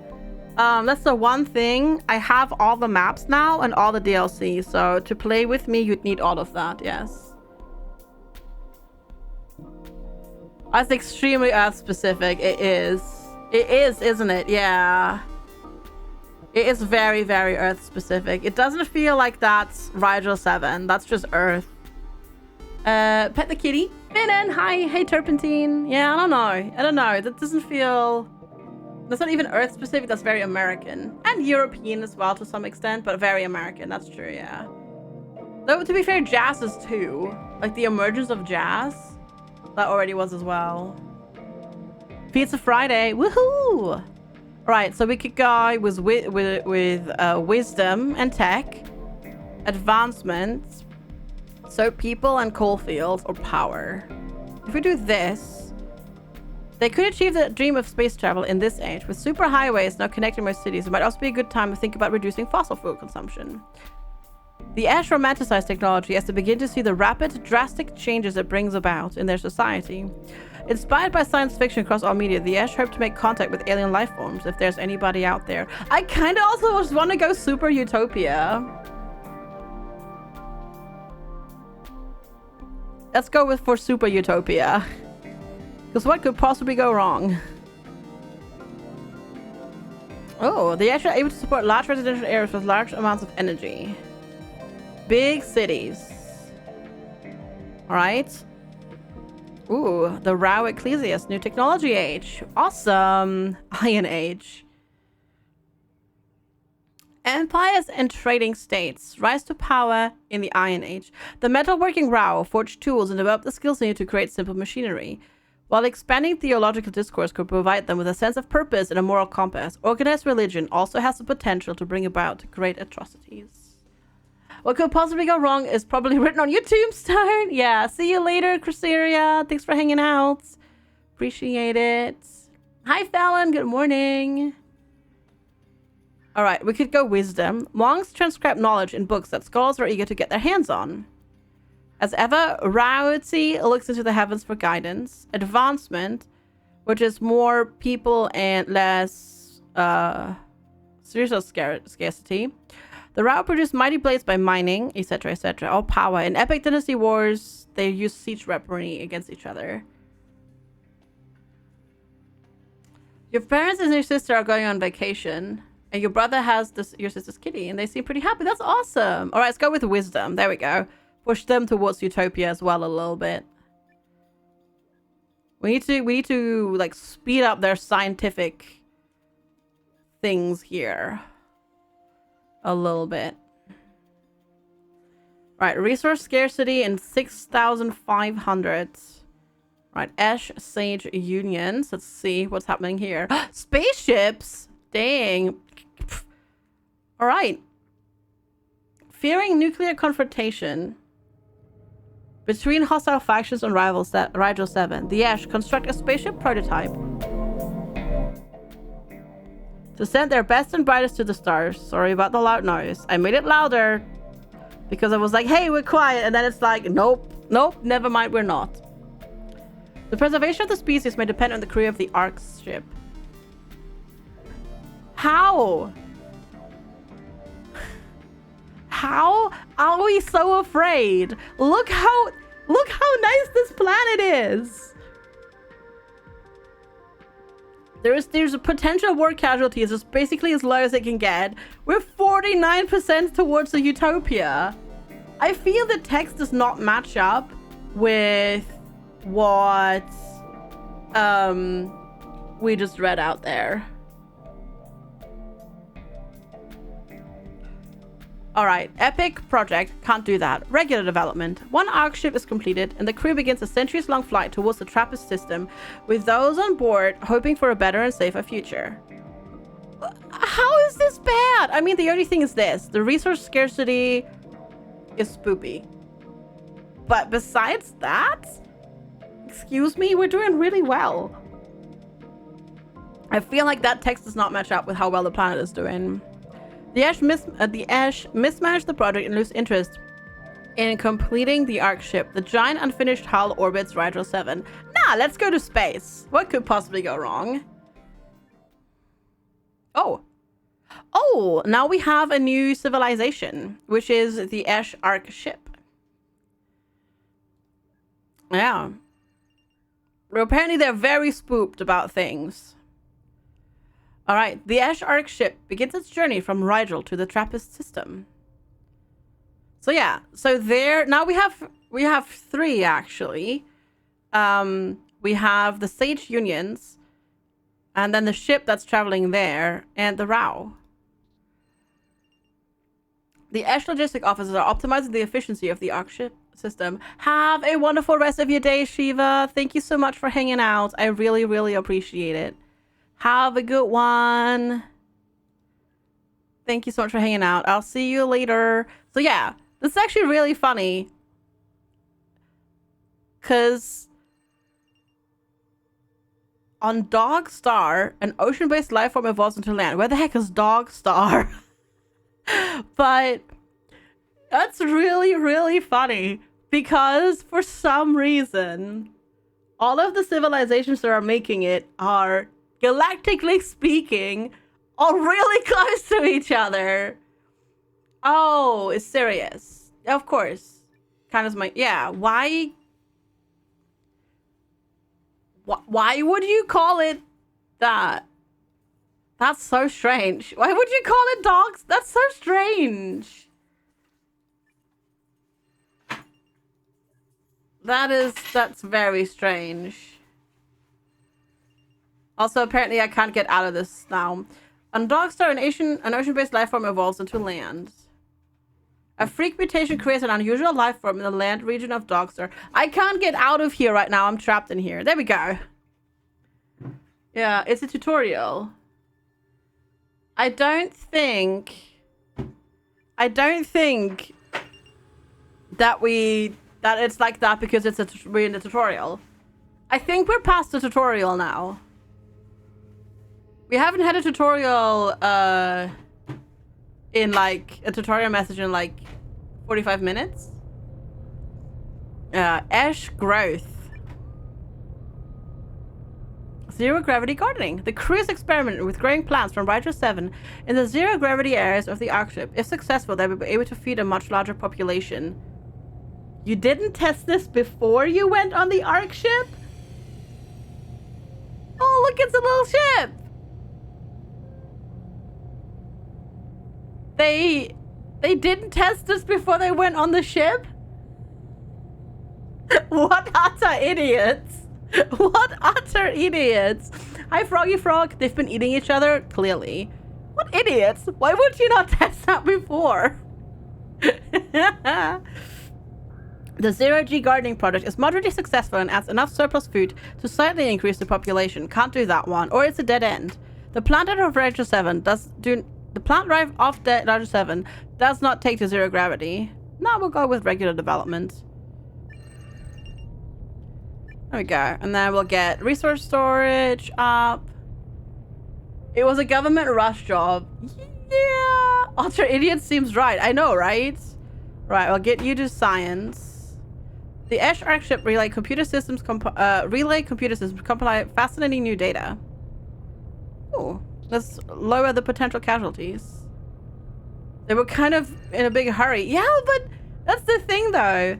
Ash is like actually doing really well. Look at their spells helmets. I know, it's so cute. Can I get over if I go here? Oh, we go to the Rigel system. Hi. Mwah. Yes, please. I'm really hungry. What I had for breakfast this morning? The Ash established a new stage union. God, the music is all over the place.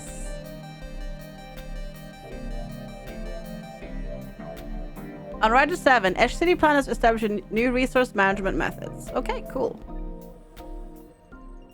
Ooh, science. No, I did not click on that. I clicked on this. Oh, God. There we go. I was going to click the sciencey bits. They need to make that so that they don't overlap the planets. Yeah, look at that. We've got the Ash Ark ship going over that way to that system, and we got you over here. Nice. I have not wiped out any civilization. Well, we have wiped out one civilization. The fish people are doing well. We are already on our way to our first other. We're on a multi-generational ship to Trappist right now. Reminds me of the civilization in Hitchhiker's Guide where they had all of the worthless parts of society go. Yes, yes, the phone sanitizer and all of that. Yep. Yep. Power in Gliza. Ooh, the Rao Republics. Let's learn about this. We wiped out one entire civilization, yeah. The Rao designed complex siege engine. These hulking giants can hurl simple projectiles over long distances, punch through city walls, and circumvent other fortifications. Okay. We can prevent it. No, we can't. We don't have the stuff. Regular development. The Rao build an arsenal of great siege engines, which often turn the tides of war. Or absolute power. The Rao pursuit of siege engine technology grows obsessive, with devastating effects. Our growth here is still relatively low, so I'll go with regular development for now. That doesn't actually affect our growth, though, at all. I guess that would just affect the number of population. I gotta go to bed. Sleep well, MJ. Thanks so much for hanging out. I appreciate it. Sleep well. Have a good weekend. All right, tech level up. Let's go. It affected potential casualties. Oh, that makes sense. More C. More C, more science. Around when the death of a great scholar again. All right, we'll get more population growth going. Found a new promising city. New technological age. Nice. Yeah, so we still get like the same pictures. I assume they'll probably put in more pictures. The route developed vessels capable of exploring the farthest corners of their planet. The flourishing traffic of goods and ideas advanced the field of navigation, chemistry, and engineering. While rough pirates sail the sea regions of Creator Sea, the universities house printed books safeguarding the accumulated knowledge. I'm gonna sneeze. Give me one moment.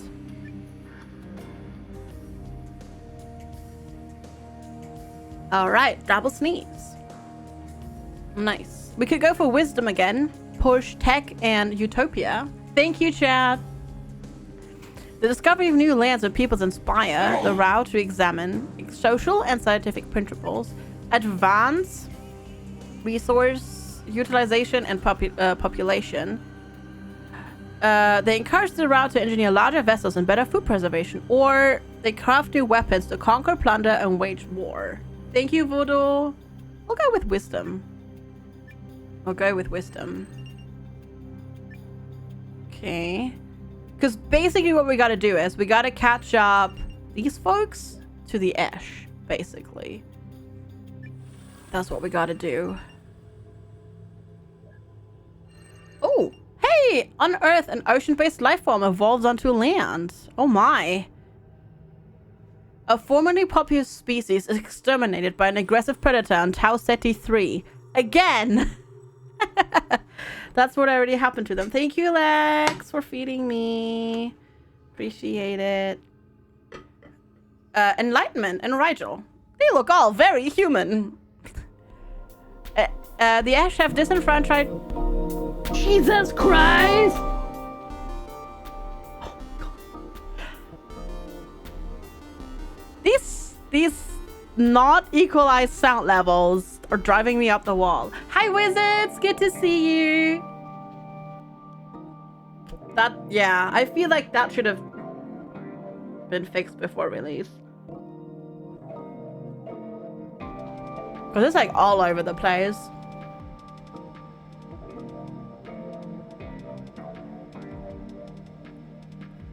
Yeah, but without sound is, it's also not cool.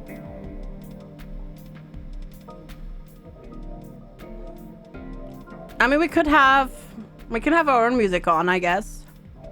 Let's do that.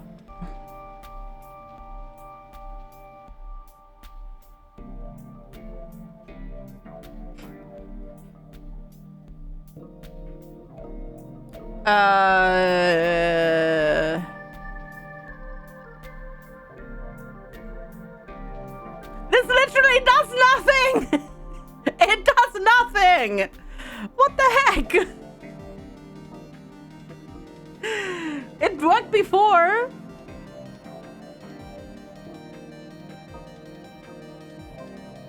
It just does nothing.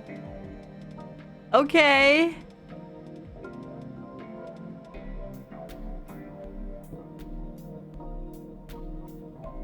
Yeah, I could do that. I can mute it in the Windows sound mixer. That's just... Also, don't mind all the screenshots. Blame the cats. There we go. We'll just turn that off. And then we pop here. Station. Chill. There we go.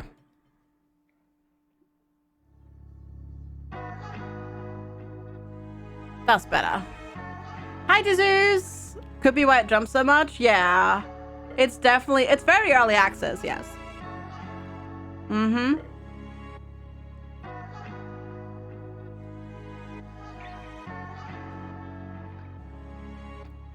This is just America again. Isn't it?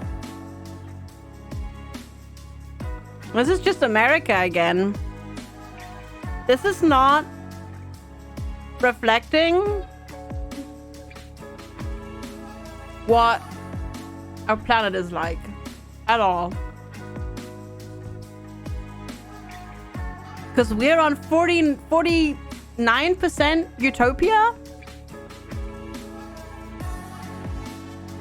It seems like that this does not match up with what we're at in terms of utopia at all. It's very strange.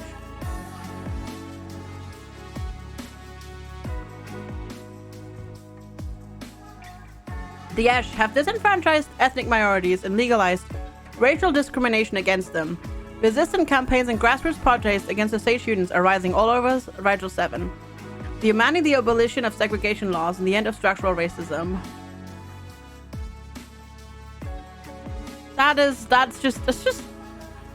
That's not individual. That's not individual. Yeah, that's just Earth. That's just Earth. Yeah, so we can't do civilization pillar because we don't have enough synthesis. Or we can do this. The civil rights movement makes a huge impact on lawmakers, but the structures of Ash society is still rooted in discrimination. How? When we were on 49, though. Apparently they have ethnicities, yeah. I don't know how, or it's a dead end. The sage chairmen of the Ash Sage Union scorn the movement. Law enforcement are used to infiltrate and break up civil rights groups. The privileged clutch to their racist past. Now let's go with regular movement. I mean, I guess maybe it's we're 54% towards the utopia, but I don't know. It's weird. Okay, let's go for resources.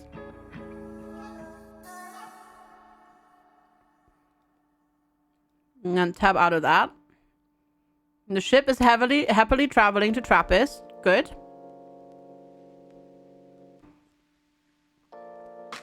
I guess I'll lower population a little bit. Slight War of the Flame. And new technological age. Hi, Nezadam! There's a hurricane coming already? Oh, wow. How's it going? It's good to see you. Yeah. Depending on where you put 0% utopia, you could probably argue that we're anywhere from 0 to 90% right now. True. There is not really any reference data. That's true.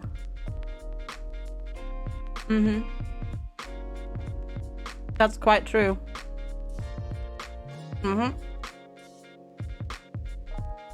I came here to say hi and hide. I hope you'll be okay, Nezodam. It's good to see you though. The Ash are now connected via complex computer systems, satellite networks, and mobile communication devices.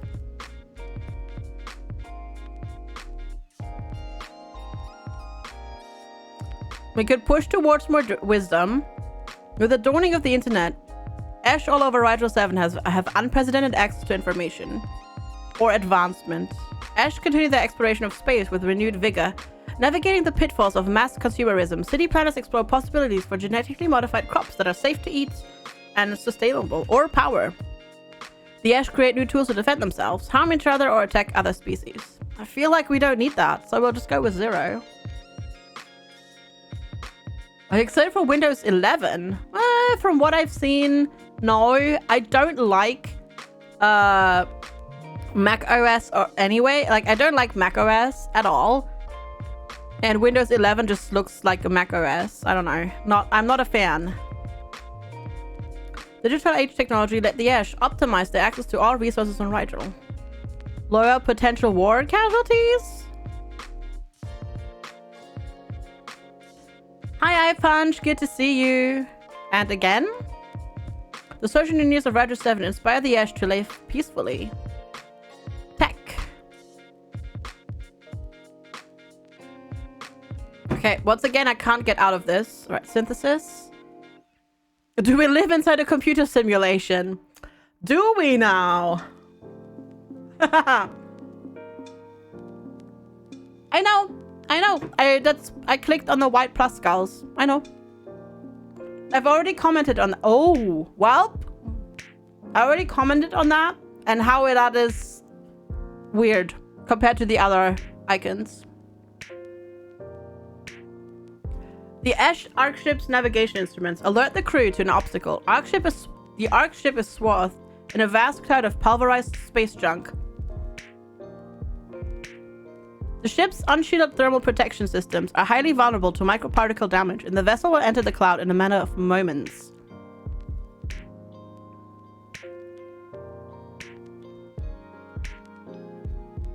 Close call is only 20? The micro debris perforates many areas of the Ark ship, but all vital systems remain intact and the crew survives. Minimal survivors. The Ark ship is incapacitated by microparticles, and most of the crew die. Complete extinction. A high-density meteorite particle is sucked into the ship's reactor core. Within seconds, the vessel and its crew are destroyed. I guess we'll go close call. We make it. But it results in all but 500 dying. Yup. Yeah. We will reach our destination safely. Hopefully. Members of the Ark ship crew are killed in a major chemical rocket engine accident. Oof. Are they though? I guess we lost a little bit. Alright. Let's save resources a little bit. Yeah, because we need to make sure that we can actually make it to the ship. Oh, I lost growth. Gotcha. That's okay though, because we don't want the ship to grow too quickly. Really.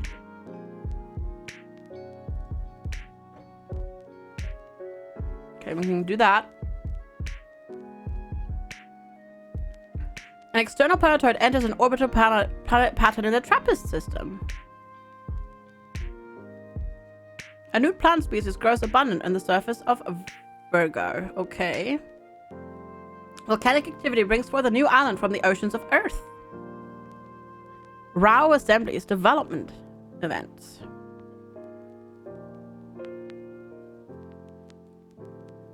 Paradigm shift. Are we making jazz again? Oh no, different.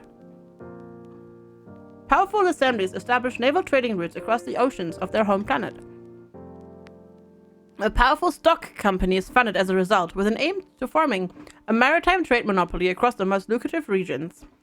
Oh, hi. Hi, East Indian Trading Company. How are you?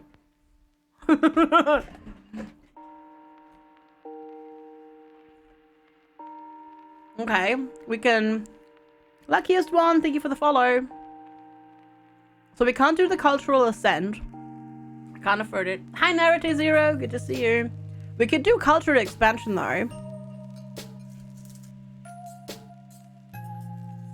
The reign of the powerful trading company is short, but very profitable. Their financial success inspires an era of maritime exploitation, the establishment of countless trading posts, or cultural descent. After taking control of Gliese Sea's naval routes, the trading company becomes an independent faction with its own sovereign territory and trading navy. The old falling assemblies and competing companies build up war fleets to regain control of their sea regions. Hi Karma, good to see you. Yeah, it just feels like at the moment it's mostly retelling events from Earth's history, just inserting planetoid and species names instead of species names instead of Earth.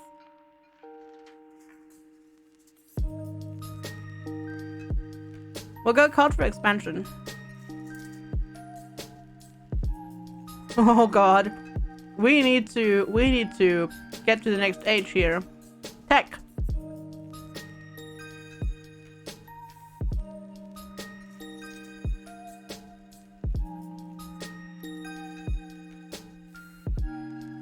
There we go. We're almost there. Can we do it? Yes.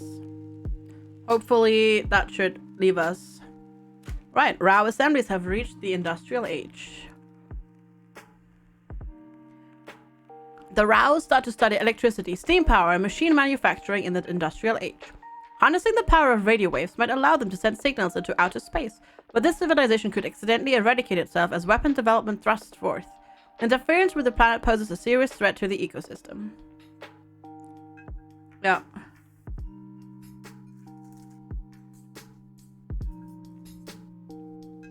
It's weird how wisdom doesn't cost anything in this.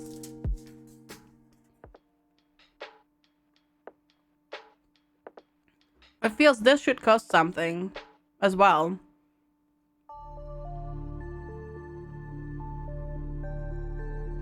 This age sees an explosion of the raw potential for telecommunication via radio waves.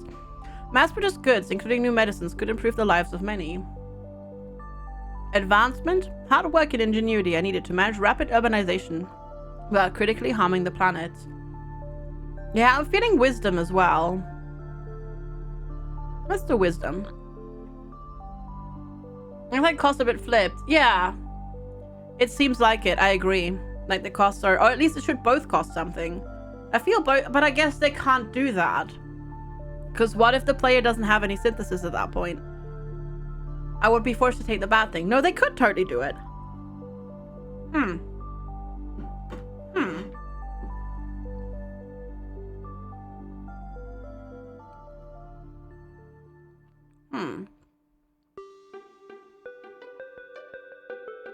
Ah, there it is. Let's go. Let's shrink the growth a little bit. 22% growth is a lot anyways.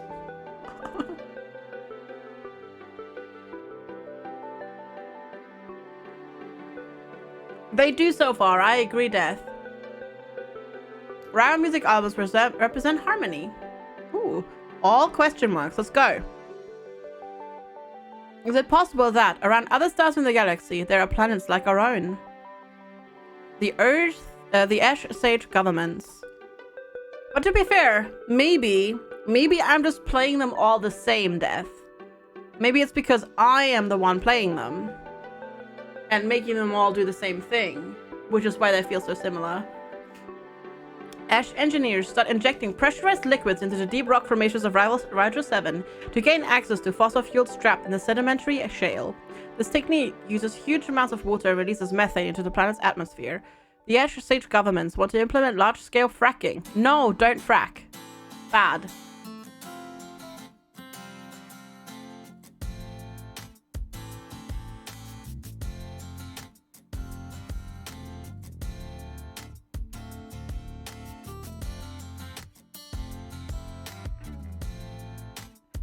Why is preventing fracking costing me nothing?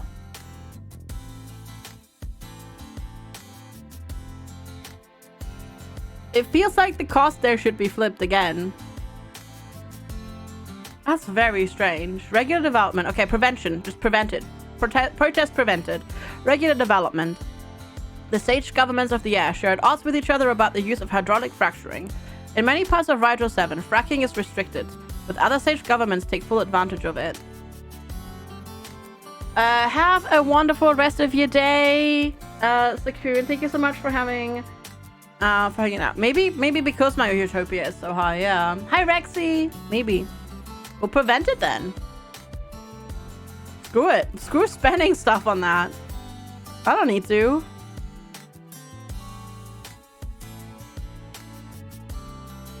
And there we go. Take care of our fossil fuels. Get more utopia. The Ash enjoy a new style of enchanting video games.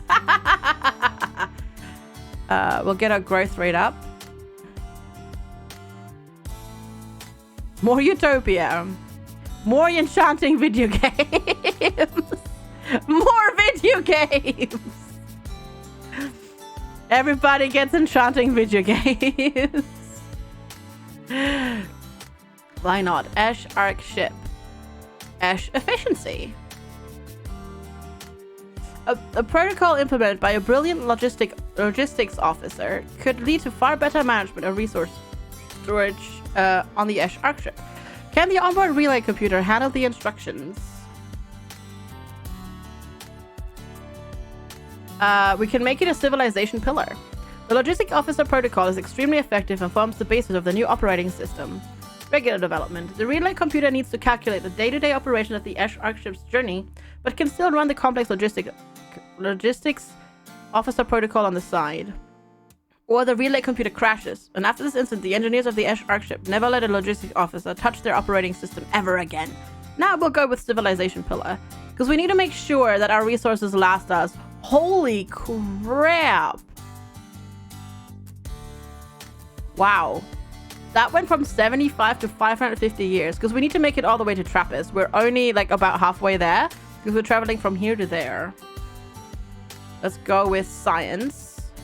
And, ooh, resources or science? Ah! Ooh, science. Science, science, science, science. Push science ahead. The brilliant Hawkins' findings are a topic of discussion among the crew. We don't want growth, so let's go random. Oh. Oh, it broke again because I didn't click that. Got it.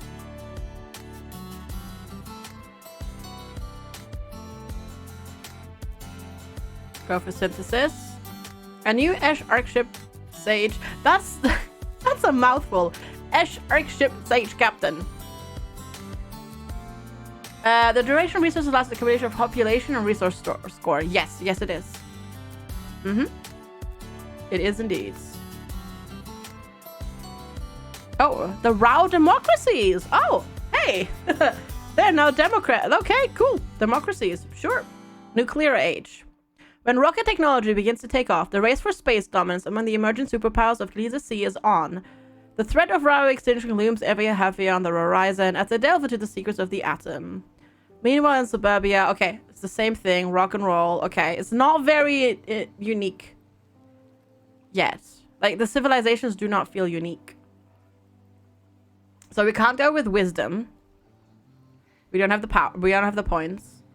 The Rao could achieve the dream of space travel in this age. With super highways now connecting most cities, it might also be a good time to think about reducing fossil fuel consumption.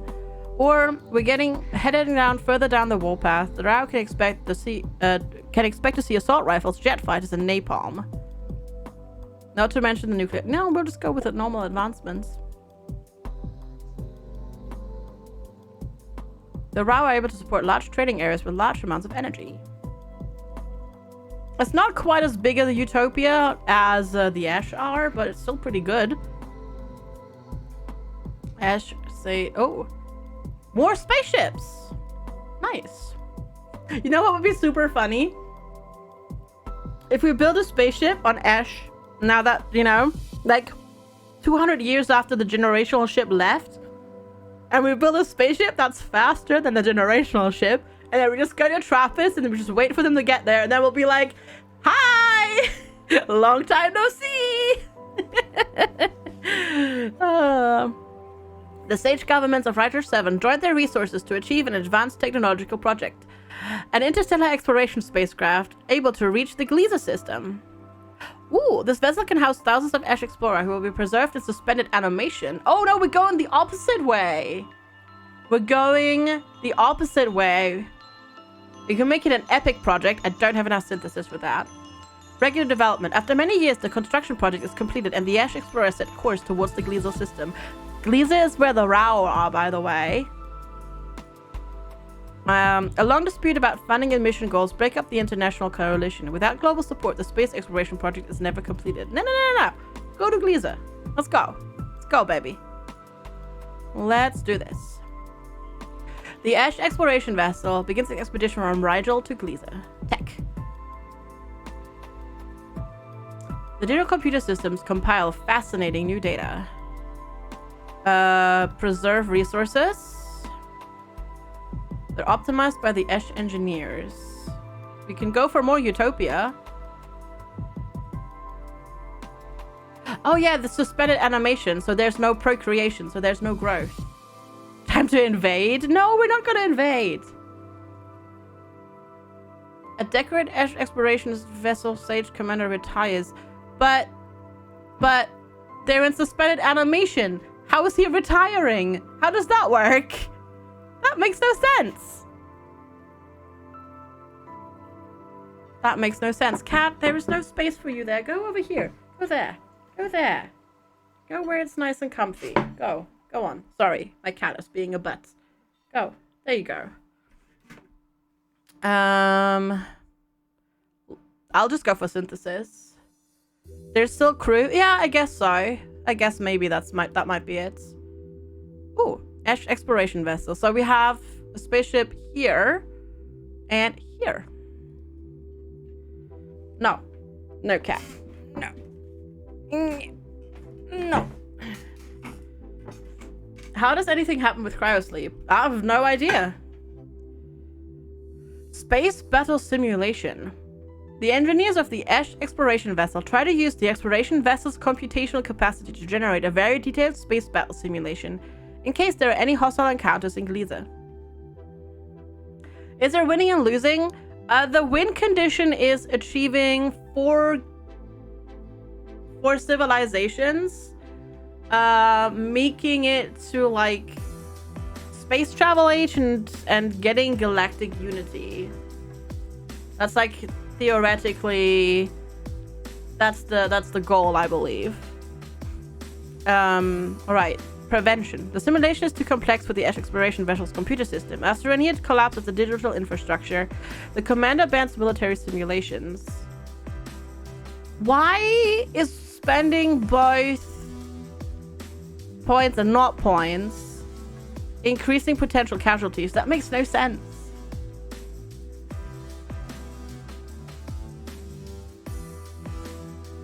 Because that'll just prevent it.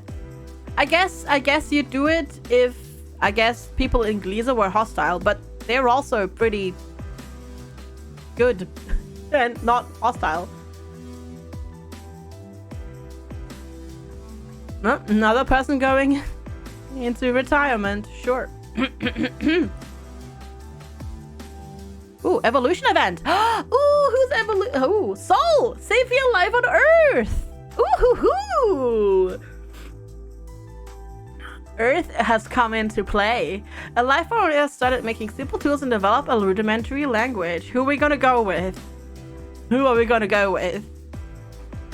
All right, we can't do balanced. We can't do the dolphins, but we can do the humans. We can do the humans, or more raptors. The humans, groups of hairless humanoid mammals, aggressive but also quite clever, or the dinosaurs, giant feathered reptiles with small brains. They hunt and they eat. I kind of want to go with dinosaurs. But it's really difficult to push through with that. Dinos? Dinosaurs? Alright, dinosaurs it is. Let's go dinos. Let's go dinosaurs. The dinosaur civilization is born. The dinosaurs mourn the death of a great wise person. That's amazing. I love it. Esh injustice. Oh no. Hazazarian, a clique of cruel officers brought themselves into positions of power on the Esh Arkship and used their authority to torment the weakest of the crew. Nobody gets killed, but daily life aboard the ship will become horrible if this is allowed to continue. Uh-oh. This is how the Super Mario Brothers... Oh, don't remind me of that. Don't remind me of that. I can prevent it. The crew threatens to revolt against the officers, and the sage captain agrees to throw them out of the nearest airlock. Or regular development. The officers can't risk being open about the cruel games they play with the crew, but they manage to implement many hidden methods to torture and manipulate the unlucky ones. Or massive injustice. The sage captain joins the rank of the torturers and found that cruel games are no longer hidden. Nah. We're nice. We live in a utopia. Thank you very much. I'll go with growth rate for a little bit. New life is created about the Esh Arkship. Somehow. Let's create our resource storage. The systems are optimized by the Esh engineers. We're moving further to Utopia. We assemble an oral history of the journey. Nope, the Utopia. So this is the Esh Arkship. Remember, that's we have. So the Esh. We have 3 Esh things. We have the Esh Sage governments on the planet. We have the Esh Arkship that is heading over to Trappist, and we have the Esh exploration vessel that is heading to Gliese. So there's 3 of them. The utopian airlocks. Yeah, I know. There we go. We'll go over resources. Relay computers simulate efficiency protocols for the Esh Arkship crew. The Esh create a new design style and change their appearance and the interface of their creations. The interface of their creations. On Rider 7, Esh environmentalists establish new resource management methods. I wish it would tell me like what these buttons actually like relate to, because it doesn't tell you. An animal species on Dogstar forms complex social structures. The Esh Arkship has reached their destination! They have arrived at the Trappist system. The Ark ship attempts a landing on the surface of Trappist Prime in the Trappist system. As it enters the atmosphere, the ship's rudimentary design can't handle the landing conditions and the crew loses control. Uh-oh. Uh-oh. Perfect success. Well, that ain't happening. Troubled development. The panicked crew flee from the collapsing ship, unable to leave the Trappist system. The remaining Ash try to survive in the wilderness using scattered pieces of salvaged equipment. Or total failure. The Ark ship explodes in impact and all passengers on board die. No. We'll do it. We'll do it. It's an Ark ship that we launched at the beginning of the nuclear age, so it does run on cassette computers. Yep. The Ash begin to make the Trappist system their home. The stranded colonists. There we go. That picture is amazing. That's amazing. Love it.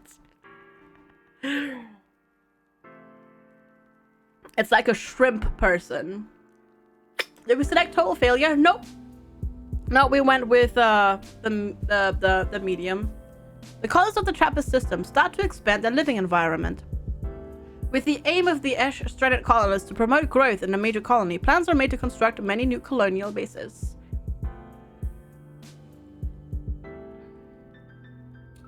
Regular developments. Not all of the colonial bases built are successful in the foreign environment of the Trappist system, but the colonial population still prospers. The Ash underestimate the hazardous environment of the new home. The Trappist system claims all newly constructed colonial bases. No. I love how our resource scarcity is going to happen in 4.5 million years. No, growth is like 6,000. It's all good now. After that, it's fine. We've established our home. Too few for warfare. That's amazing. Potential casualties 5.8 million. How does that work? How is it 5.8 million if there's too few for warfare? Let's go with more population growth. How does that work? That makes no sense. Let's lower that, I guess. Not that that did anything. The colonial faction of the Trappist system demobilized many Ash colonial soldiers. They established more surface mines to extract resources from the Trappist system. Okay. We are too few for warfare. Yeah. Send more people and guns, please. A solar flare changes the chemical composition of the water in Tau Ceti 3. How's Earth doing, by the way? Question mark. The dinosaurs grow to fear their ruthless chieftain. Oh, wow. That's not good. Of those 28.9 thousand people, we could lose 5.5 million. Yep. Ooh, Glees is sending signals into space. Perfect. Rock and roll. A brand new up-tempo sound using electrical amplifiers break cultural barriers and is blasted all over terrestrial radio. The music is so wildly popular it becomes the dominant sound broadcast from Glees Sea. Signal boost. Regular signal.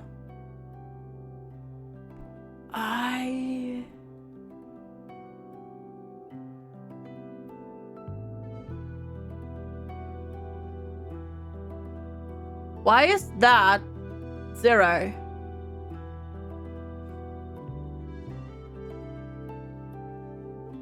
The wild and unusual turns fright and rouse society. Free corruption of the youth. Broadcasts of this type of music are outlawed. Or rock and roll conquers the souls of the realm, become a fundamental part of the culture. The music is perpetually broadcast in all directions of the galaxy. I guess we'll go with music. Let's go. Let's do it. Ooh. A parasitic species develops symbiosis with a major new life form. New technological age. Cyber age. Oh my. With rapid advancements in artificial intelligence and technologically augmented Ash, the civilization undergoes drastic change and reaches new milestones in science, engineering, and the arts.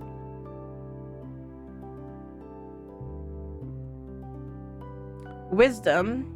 We can go even happier. Crossing into the realm of AI, Ash now have the ability to vastly improve their societies and facilitate communication with faraway beings. However, new technologies present great risks as well. Advancement. The Ash focus on innovations in engineering. This includes finding the balance between consumption and resource preservation, advancing the infrastructure of their megacities, and exploring the galaxy beyond Rigel. The Ash prioritize military power, creating new tools for defense and combat. Now we go with wisdom again. Utopia, here we come. Yeah, we definitely don't need more growth. Symbiosis, are we going to get the Goa Wool? Maybe. Maybe. Wow, look how quickly that pops now. That advancement. Holy crap. We established a new sage multitude. Oh boy. Alright, if we do that, we'll just lower our potential war casualties even lower. Conflict between two major sage multitudes is settled peacefully. And again. Well, the value engineers on Radra 7 inspire the Ash to live peacefully. The value engineers.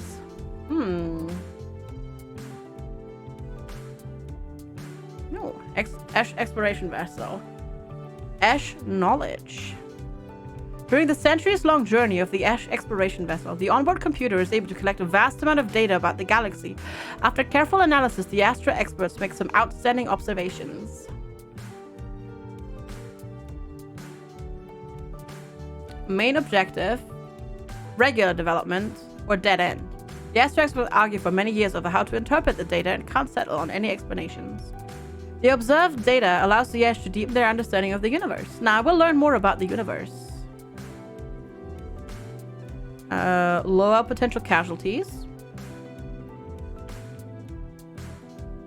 Get some more synthesis. Oh, signals from space. Are we going to get the RAW rock and roll music? After drifting through space for centuries without any sign of other life, some of the Explorer crew members experience deep despair when the exploration vessel picks up the RAW rock and roll music from the RAW civilization. The crew who receive it regard it as a divine message. No, it's just rock and roll music. Oh god. Enthusiasm. I can't do that. Ignorance. The Explorer crew wakes everyone on board the exploration vessel to present the glorious news about the RAW rock and roll music.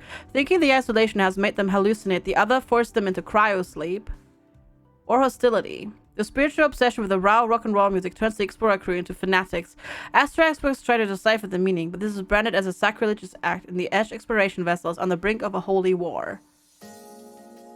Okay, I guess we're gonna ignore it. I mean, it's bloody freaking music from space, but meh, whatever. All right, we'll do that and just lower our resource storage a little bit. All right, a new generation of Ash exploration vessel officers takes over. Ooh, RAW states, new technological age. Let's grab that real quick. Make Rider 7 better. Yeah, alien rock and roll music. Nah. Whatever. The RAW are not connected via complex computer systems, satellite networks, and mobile communication devices.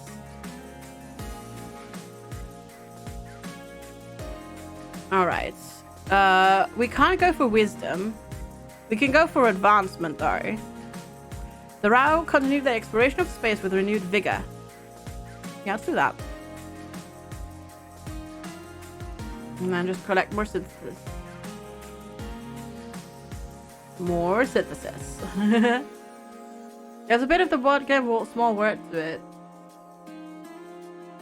Yeah, I guess. Yeah, maybe.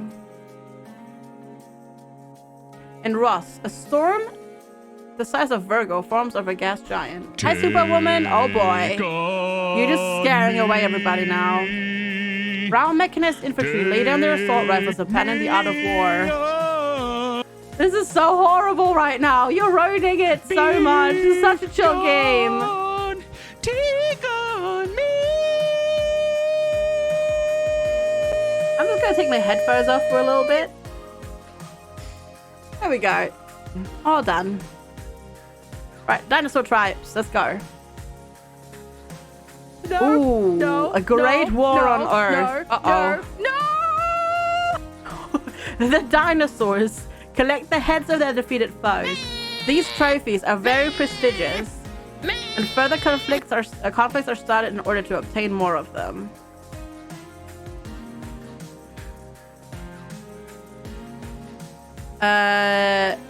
We can have it as be peaceful. We can have regular conflict. Why would I not just go for peace? The collecting of heads is only used in controlled rituals. It is forbidden to start wars or conflicts for the purpose of sacred trophy gathering. I guess we'll do that. Skulls for the Skull Throne. Lower the potential for war casualties. Also, death posture check. Sit up straight, y'all. A once powerful tribe falls on Earth. Lower the potential war casualties again. We need to advance, though. We need to get to the next technological age before this runs out. We have reached Cleanser Sea! This is awesome. The exploration vessel made contact with the Rao governments. After numerous years of travel, the Ash exploration vessel has finally arrived at its destination. But the Gliza system is inhabited by the Rao governments. What is going to happen when the Ash make contact?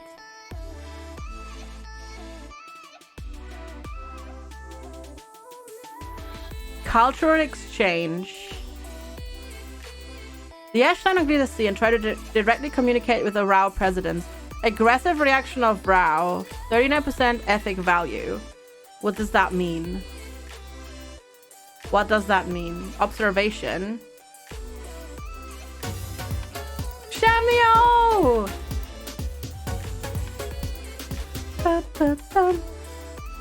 Keep giving us amazing content.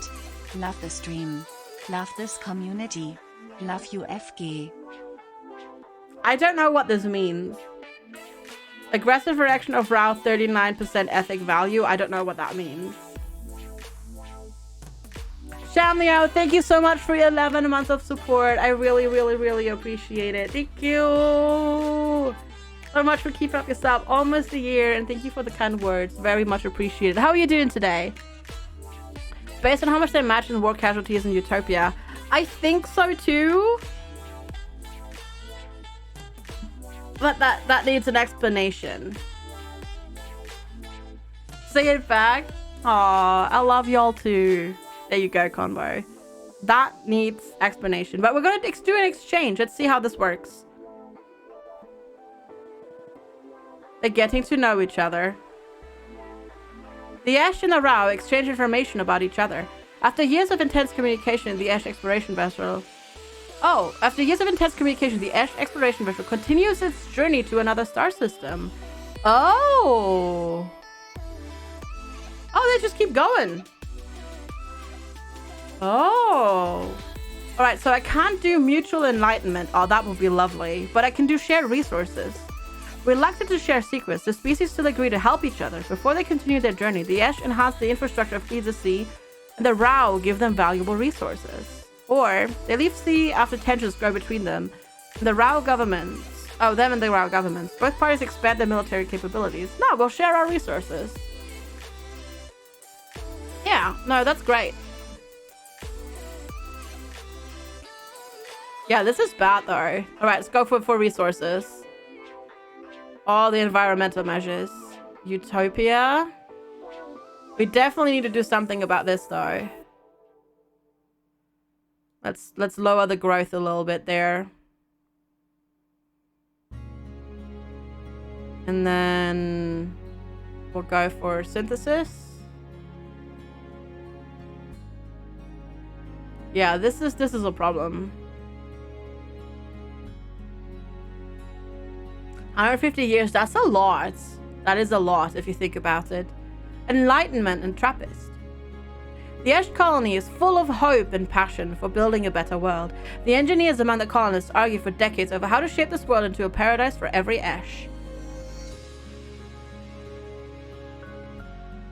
Regular development. Yeah, we have to go regular development. Can't do that because I don't have enough, unfortunately. Some of their ideas are very progressive and inspire the entire colony, but they also fail to question more problematic approaches to building a new society. Push utopia. Do it. We could get more growth. Oh my god. Resource scarcity. 320,000 years. We'll lower that. Overkill warning. What? How what? I think I broke the game here a little bit. I don't think that's supposed to be a thing here. Let's go for a question mark. Ash Colonial Planets established new resource management methods. Alright. Lower the potential casualties? That's so broken. I don't know. I guess we'll kill everybody like 10 times.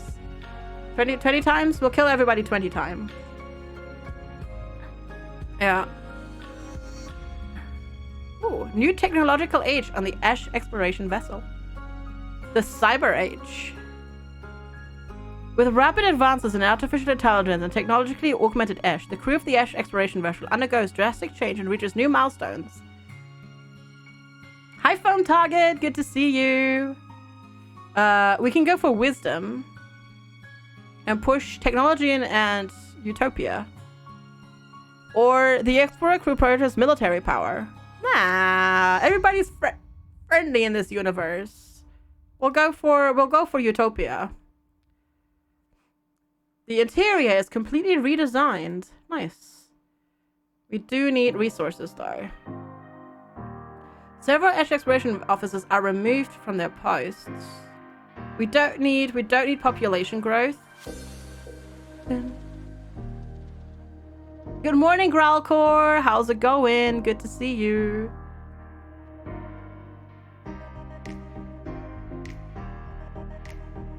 Depopulation in Rigel. Uh-oh. Many Ash dive deep into hyper-realistic virtual worlds and fantastic computer simulations, where they spend their entire lives connected to the global network matrix and stop forming social connections with others.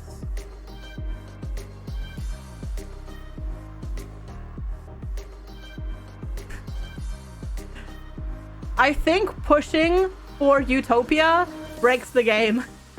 Because I can prevent it for no cost. Though actually, a regular development would actually not be bad. Because our growth is insane. Yeah, I might just do that. I might just do this. I really don't need the growth. I really don't. While live in the real world where you can simulate everything, all Ash withdraw into virtual worlds. The resulting social isolation leads to a drastic fall. I hate that it doesn't tell me how much though. Let's see. Let's do it. How much does it lower? Oh, 12%. Meh. Meh. That's nothing. Whatever. Cyberspace. Let's go. And then save our resources for a little bit. All right, that was not bad. That was not bad at all. Save our resources for a little bit longer. Memes are circulated in the Rigel system to inspire the Ash to preserve environment and resources. Yes, memes to save the planet. Right, lower the potential war casualties. Resources. More memes! No, actually environmental measures this time. Only you can prevent forest fires. Yeah. Alright, science.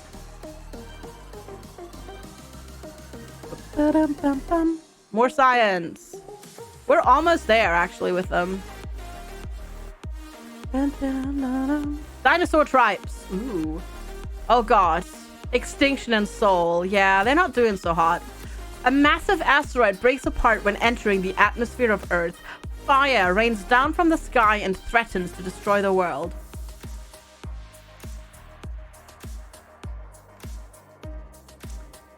I cannot afford close call. I could do minimal survivors. Whoa, all about 400,000. Holy crap. Most tribes burn to death as one hemisphere is engulfed in flames. A handful of dinosaurs on the other side of Earth are able to rebuild society. Or complete extinction. The land burns and the sea boils. The entirety of dinosaur civilization is wiped out by this incident.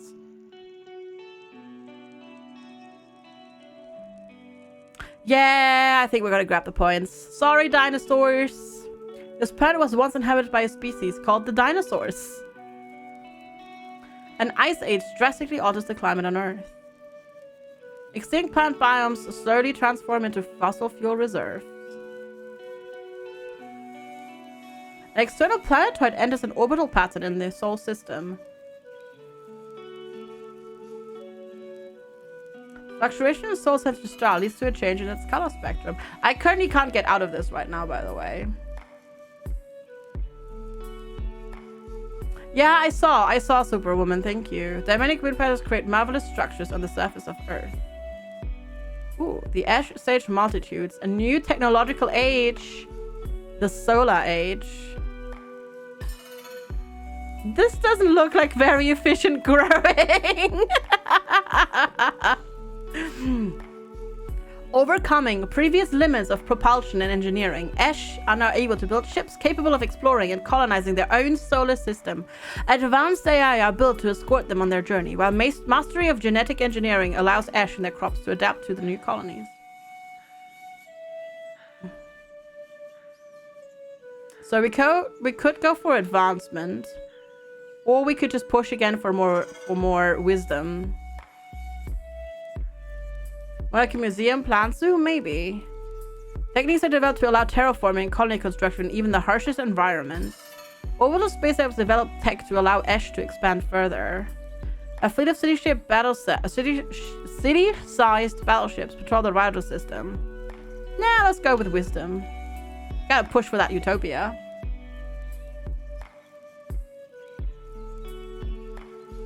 The Ash are now able to permanently settle on planets of the Rider system and establish solar colonies there. That's pretty cool. The Solar Age technology let the Ash harvest the resources of asteroids and faraway planets in the Rider system. Oh, paradigm shift in Gliese. As scientists pour raw data into machine learning algorithms, they begin to approach RAW-level artificial intelligence. The governments of Gliese contemplate what might happen if their software could create better versions of itself, setting off on an AI explosion. Would the new superintelligence bring about utopian society? Utopia is good, yeah. Ooh, we could do a cultural ascent. Singularity-aware digital experts promote the development of ethical frameworks as the optimal starting point for an artificial intelligence explosion. The attempt to program raw values into their thinking machines. When fears arise that the digital superintelligence will have no use for mere mortals, a government-sponsored trans-Raoist movement gains widespread popularity. If you can't beat them, join in. Cultural descent. Powerful tech companies lobby the government to allow unrestricted development of AI, but they promise not to be evil. Yeah, no, let's ascend. Let's ascend. Let's ascend. That resource scarcity, though, is bad. That is bad. We need to get resources here quickly. Enjoy, Mine Gunner. I was pushed towards Utopia. Alright, save the resources. That didn't give us much. Utopia. The more we push Utopia, the more we get resources, though, as well. I'm gonna do a question mark.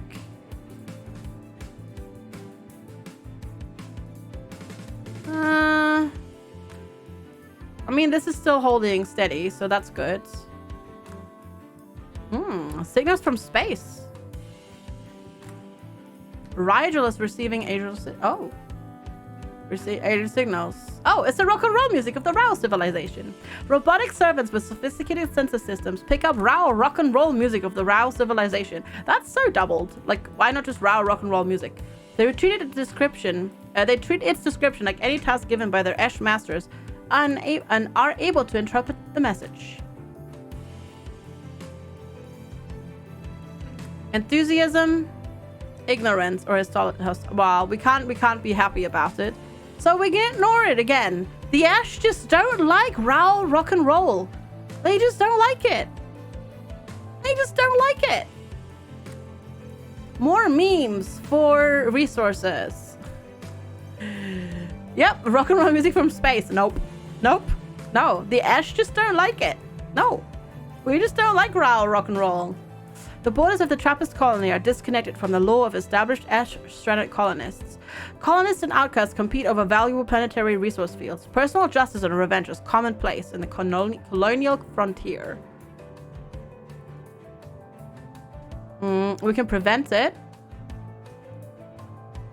The colonial faction of Trappists sent out circuit judges and commissioners to end the vigilantism. The cruelty of the frontier years passes, and the faction of the colony make arrangement with the Ash outcasts. That would lower the utopia just a little bit. No, we'll go for prevent it. We'll just make them happy. Happy, happy, happy. Ooh, more utopia! I want to check in though on Thingamajiggy-Bob. Potential war casualties, 270%.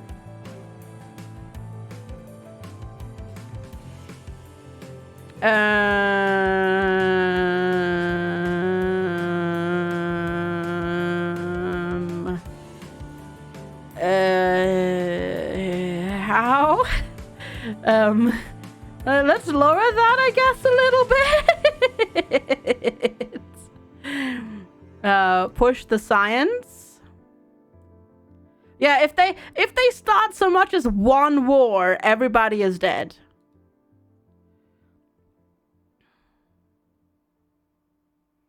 Yeah. That's a problem. I guess we'll just lower population growth a little bit. A territorial dispute in the Trappist system is won by an army of Ash colonial soldiers. Let's check in over here. Ash consumption. Uh-oh. Yeah, this is a problem. During the long expedition of the Ash exploration vessel, the resource storage produced long ago in the Rigel system starts showing signs of deterioration. The logistic officers alarm the sage commanders about the situation. Yeah, this is a problem. This is a big problem. Oh. Oh, I can just prevent it. The engineers and Astra experts worked for many years to prevent the deterioration of the onboard resource storage. Regular development, it just goes down a little bit. The Sage Commander orders harsh guidelines to manage the consumption or massive consumption. The Explorer crew do not find a solution at all. No, we'll prevent it. Casualties are down to 200%. Woohoo! Push the Utopia. There we go. We don't need population growth, so I'll grab synthesis. A new generation of officers take over system maintenance.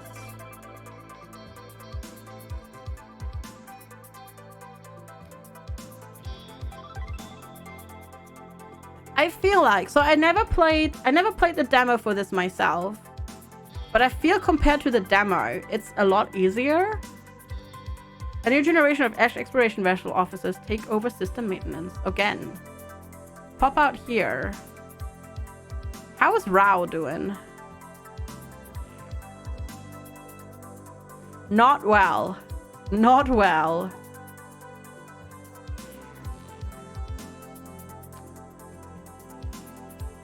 Let's lower population growth a little bit. Because that, we don't need 40% population growth. Rao governments, there we go. At the room where I was losing population. Yeah. Whoa. The Rao are using unmanned aerial vehicles for military operations. These drones are remote controlled over vast distances and used in missions deemed too dangerous or too tedious for living pilots. I can't prevent it. I can make it a regular development. Military drone programs gain momentum. Attackers no longer have to risk the lives of their own citizens in order to bomb others. Great. The Rao replace all regular military aircraft with remote-controlled drones for optimal combat. War is just like a video game, but with real guns. I'm kind of tempted to just go massively on the drones. But that's just it's just gonna increase this, which doesn't really help. I need to get this down. Let's go with regular then. Go with regular. Yeah, because what we need to do is we need to decrease this. The tower grow to fear their ruthless president. Oh, it's not good. Oh, the Rao, sorry. Yeah, do it hits. I do need the points. I do. This is problematic. This is so bad. Let's go random. Dang it! A bustling Rao trading area becomes the center of trade and commerce. Actually, I think that pushed science quite a bit. The Rao create a new design style and change the appearance and the interface of their creations. Science! Yes! Take us there! Take us there! Because that should hopefully save us? Take us there. Yes! Ooh! A bit of World War could fix it. True. With rapid advancement in artificial intelligence and technologically augmented Rao, the civilization undergoes drastic change. Let's see how that affected. It's a little bit. Can't go to wisdom, but we can do advancement. The Rao focus on innovations engineering. This includes finding the balance between consumption and resource preservation. Hi, Black Ice Dragon. Good morning. How's it going? Let's do that. I mean, God, that population growth is unsustainable. Has KFG killed us yet? I killed the dinosaurs on Earth again. And it's trading metroplexes. Okay. So yeah, I've done that. Ooh, Ash Sage communities. Rigel is building more spaceships. Many Ash live in tiny, airless, solar colonies or perpetually overcrowded space stations. With no apparent future for their offspring on Rigel 7, adventurous Ash begin refitting interplanetary exploration vessels for a journey towards the Sirius system. Rained all night and now you're soaked. Oh, go have a warm shower. Epic project. The Conship project inspires the outcast Ash, who are mobilized to build a massive interstellar fleet. Yes, let's go. Let's do it. Let's do it. The Ash Outcast Fleet. Alright, let's do it. Begins its journey. A new generation of officers take over system. Wow! Look at that fleet! Holy crap! 8 billion people are on these there are 8 billion people on these spaceships. Jesus Christ. What? That's mental. Robotic infantry and the Outcast fleet are reassigned to non-military positions among the Outcast crew.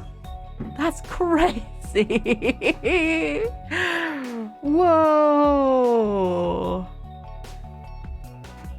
The Ash reached the light speed's age. Oh boy. Racing into the light speed age, interstellar journeys are shortened from centuries to mere decades. Ash civilization sets new speed records in areas such as quantum state computing, light jet manufacturing, and mining for resources from faraway planets. We're going to take this anymore. Yeah, they just left. The entirety of the Earth's population plus more left. Okay, let's go. We can't do wisdom. Let's do advancement. The Ash achieved true mastery of space travel, and colonial development crosses major hurdles. The civilization also makes leaps in genetic modification and cloning, perhaps even creating new life forms, such as trash-eating plants. Hi, King Spade. Good to see you. Let's do it.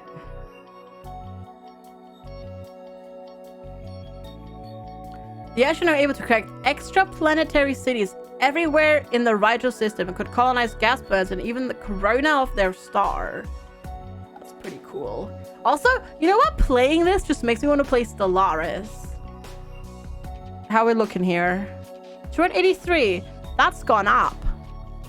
That has gone up. So that's awesome.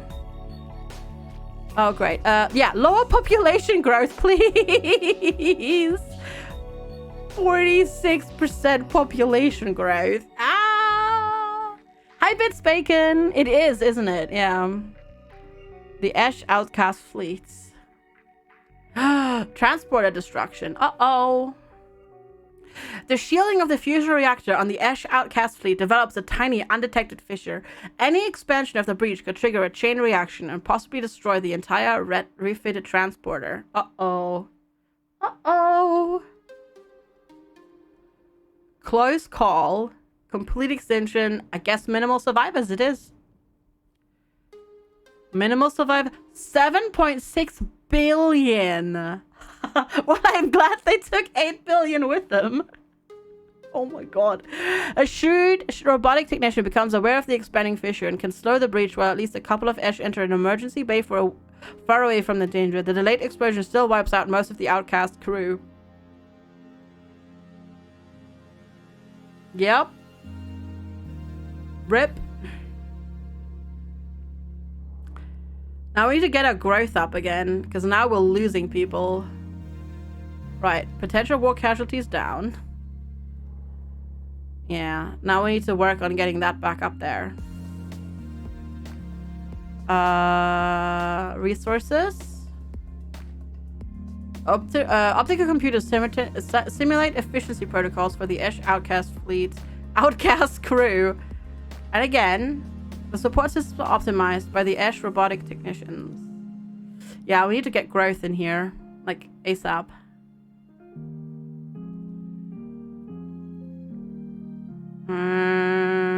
This is not good. Support systems need more resources and energy during the Esh Outcast fleet's expedition. That's terrible. Reduction and Trappist.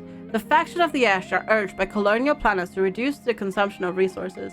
If the leaders of Trappists listen to them, the environment of the Esh can be conserved and the exploitation of planetary resource fields reduced. We're doing okay though, aren't we? I think over here. Yeah. We can make it a civilization pillar for just 10. That's pretty good. The Esh leaders are absolutely convinced that resource reduction is crucial for the future of their faction. Regular development is the factions may hear the call of colonial planners, but some leaders only pay lip service to their request. Or just ignore the pleas and just use up more resources.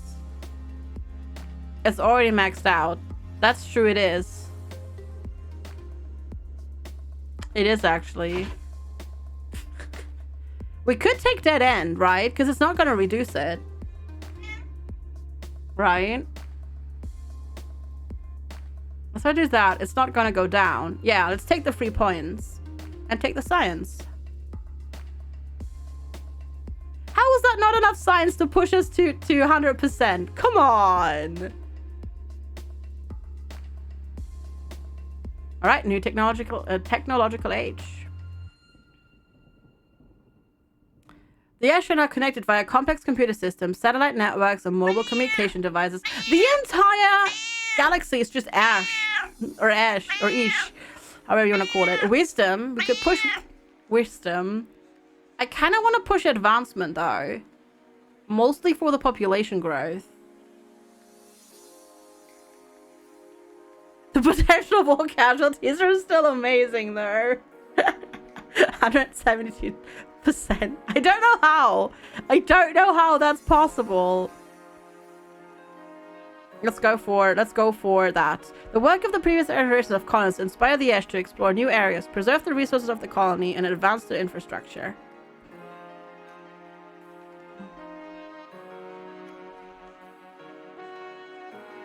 Hey, we're almost done with the overkill here. Let's jump out of here again and check in on the Rao conglomerates. No, wait, the Rao was doing... Wait. Who was having issues? Wait. Wait. Who was on, like... Oh, the ship was on low. The ship was low. Yeah, right? No. Oh, they've recovered. They've recovered to 12% growth. They've recovered to growth already. Never mind. All good. They're fine. They're all safe. Let's do this. Sage Commander settles a major conflict. Ooh, that pushes us forward. Population growth of Utopia. Oh, it is the Outcast fleet, isn't it? Shoot, where's the Outcast fleet? There it is.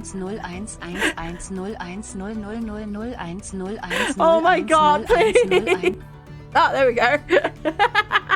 Nice. Nice. Thank you for the 100 bits. That was really funny.